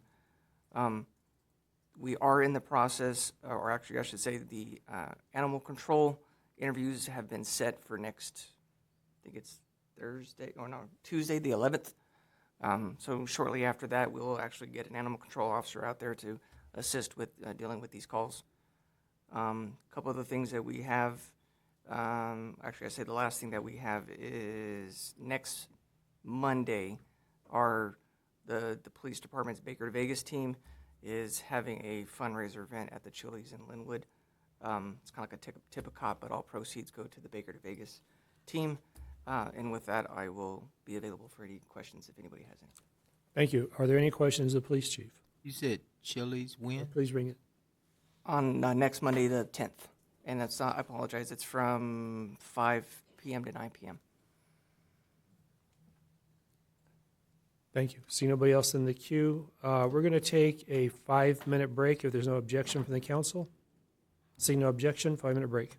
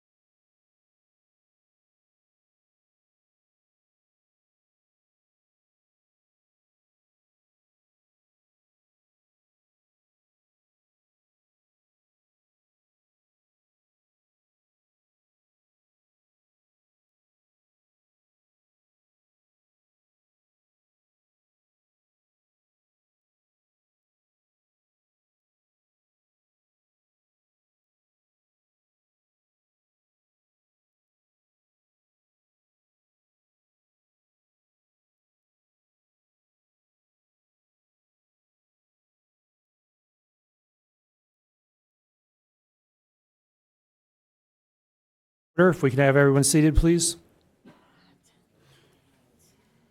And with that, we're going to go to council committee reports. So this will be for your committees that you've attended and that you have upcoming, starting with District 1, Councilmember Hernandez. Thank you. I have a SCAG meeting on February the 6th. I have a Mojave Quality meeting on the 4th Monday of this month. And I have a street committee meeting, but I'm not sure the date. It's going to be this Wednesday at 5. Yep, that's it. I haven't had any meetings otherwise. District 2, Councilmember Noble. Thank you, Mayor. I haven't attended any meetings since our last meeting. Our next military affairs meeting won't be until the 11th of February, and that'll be at 8 p.m. at Los Domingos. And then on the 17th, the Victor Valley Transit Authority will meet here on the 17th at 9:30. And that's all I have for committees. Thank you. Mayor Pro Tem.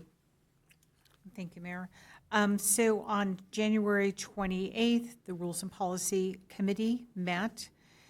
We had new business of the tobacco retail ordinance, and that ordinance should be coming forward to the City Council on the 18th of February. We also had on new business the policy in regards to closed session material. Basically, there's a policy that we're reviewing. It's not ready for the full council at this point, but the policy is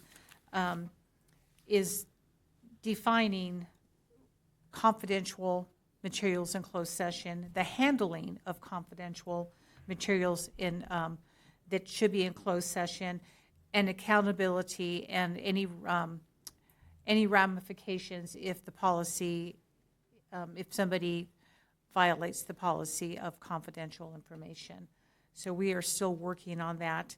We are also going to be discussing at the next meeting the community benefits policy, which is the cannabis funds. We have a lot of funds that we need to spend, but we have to come up with a policy and how this committee is going to look like. And also we should be discussing the council handbook. One of the things that I have asked is that this new council, that they all get the council handbook as to where we are. We're going into Chapter 3 in Rules and Policy. So if, I don't know how we do it, but if any council members has any recommendations, is that how it works prior to? Yeah. That they would give them to Ms. Hernandez? Yes. And then we also will be discussing the Community Promotional Fund, which is out of Measure Q. Our next meeting is going to be February 25th, 5 p.m. here in the city chambers. We also, Homeward Bound Committee is going to be meeting on the 13th, if I'm not mistaken. And that's a Thursday. We've moved it from Wednesday to Thursday to allow the nonprofits to be present. And it's going to be at 5 p.m. And we are still asking for donations of roll of quarters so that we can have the Love of Laundry for those that need to wash their laundry. That would be for anybody that, like the homeless, that wants to come and wash their clothes. So roll of quarters, if anybody would like to bring them to City Hall and or at the meeting. That's all I have. Thank you. Thank you, Mayor Pro Tem. District 4, Councilmember Williams. Committee reports. None. Thank you. I have the SBCTA on Wednesday morning. The others I'll be attending have been mentioned, which is Street Committee. I think that's it. So we'll go on to the business of the council, limited to 6 minutes. We'll start with District 1, Councilmember Hernandez. Thank you. My first concern is the lack of accounts payable. We had a discussion, and we said we were not going to go beyond 2 months, and we have done that. So I would hope that at the next meeting, accounts payable is brought to the council. Then my next concern is the need for the establishment of wastewater committee, and that was quite obvious from our last council meeting when we realized that the machine that the waste plant needed had been out of use since 2023. The intent of the Wastewater Committee is to keep track of those kinds of issues, that when they have a problem, they can bring it before the committee. And my primary concern is also with the big project, and how is that going to affect our waste water plant, or is the railroad going to need to build their own? And I think we should be proactive instead of reactive and be looking into those issues. So I would like to have a second on that for us to create a waste management committee like we did in the past. I'll give you a second. Thank you.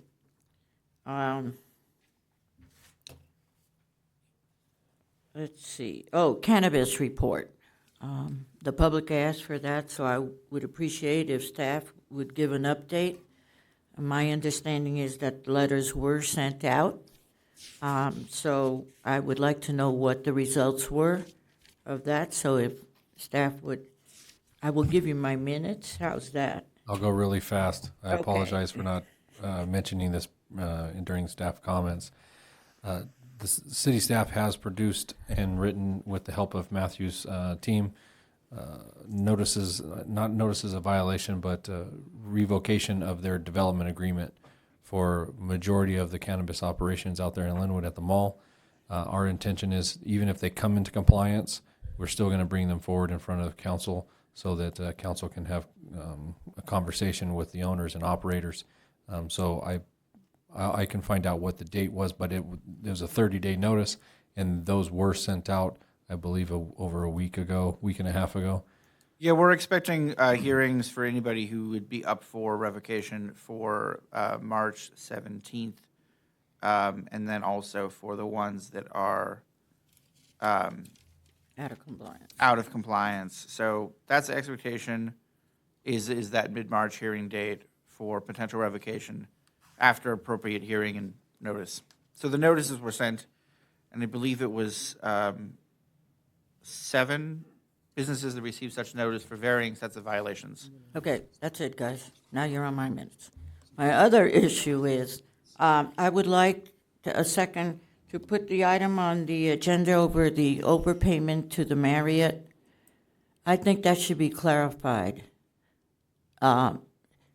regarding their opening date, and is it or is it not an overpayment? So I would like that on the next agenda. And that's it. Thank you, Councilman Hernandez. Councilman Noble. Yeah, thank you, Mayor. Just a couple of things. We briefly talked about the animal control, but can we put something up on the website, Channel 6, that actually spells out exactly what residents need to do in order to, if they have questions or if they have loose dogs and things of that nature, exactly what we will do. If we can put that on Channel 6 and send out an email message or blast on Facebook, all that good stuff, Instagram, whatever y'all look at. The second thing, and I think Councilman Hernandez already mentioned the cannabis and stuff, that we do come back with a status on where we at on that, because that's about the 3rd or 4th time this came up. And then third, there was a good idea about a youth council and a senior council. I would ask that we take a look at that. That is something that I think that will be beneficial moving forward when it comes to various things that we're looking at for the city.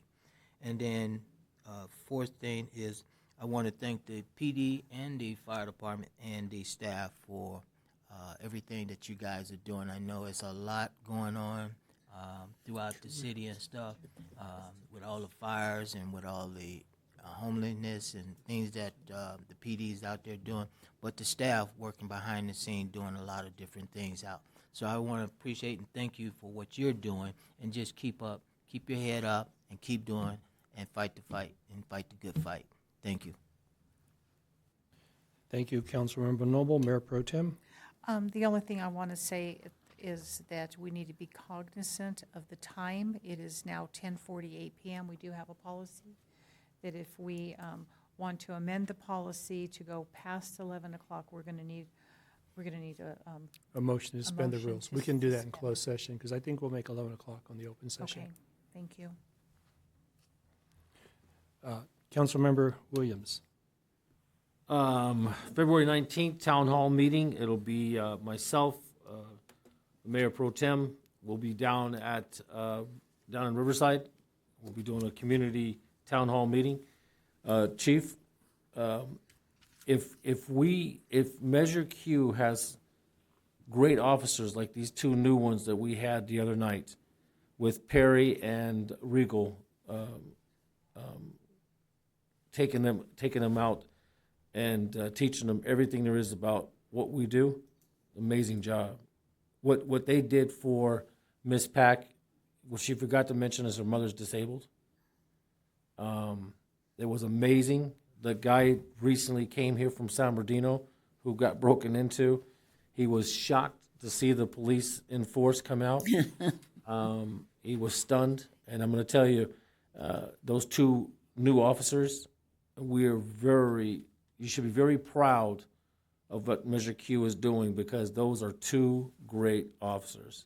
Very respectful.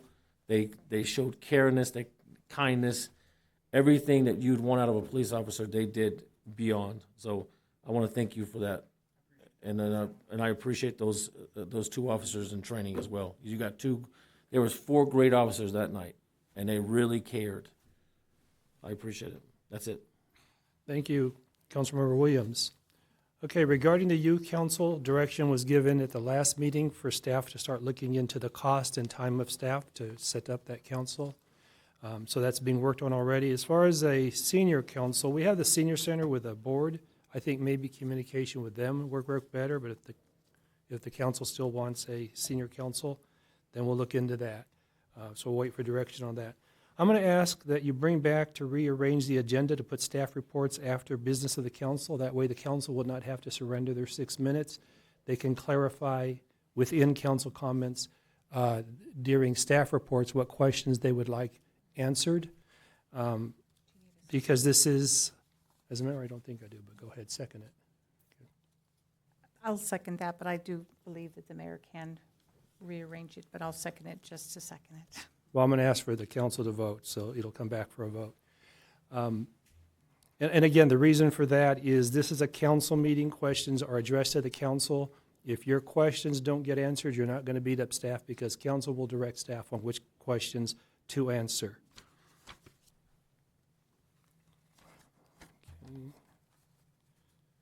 The council did a great job on asking a lot of these questions already. I was going to ask about the cannabis. We know that's being worked on. Let's notify the public with where we're at on that. And then when we give direction, the reason we don't have a vote is direction was not on the agenda. The council just needs a second to give the direction to the staff. That was answered. That was asked and answered.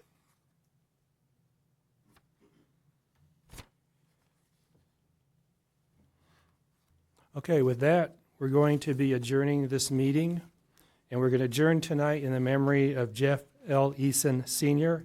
So by consensus of the members, without objection, this meeting will be adjourned at 10:52 p.m. per Barstow Municipal Code 2.04.02. Our next meeting will be moved to Tuesday, February 18th, 2025. City Hall will be closed on Monday, February 17th, 2025, in observance of President's Day. We are now going to go into continuation of our closed session, which will be reported out at the February 18th, 2025 meeting.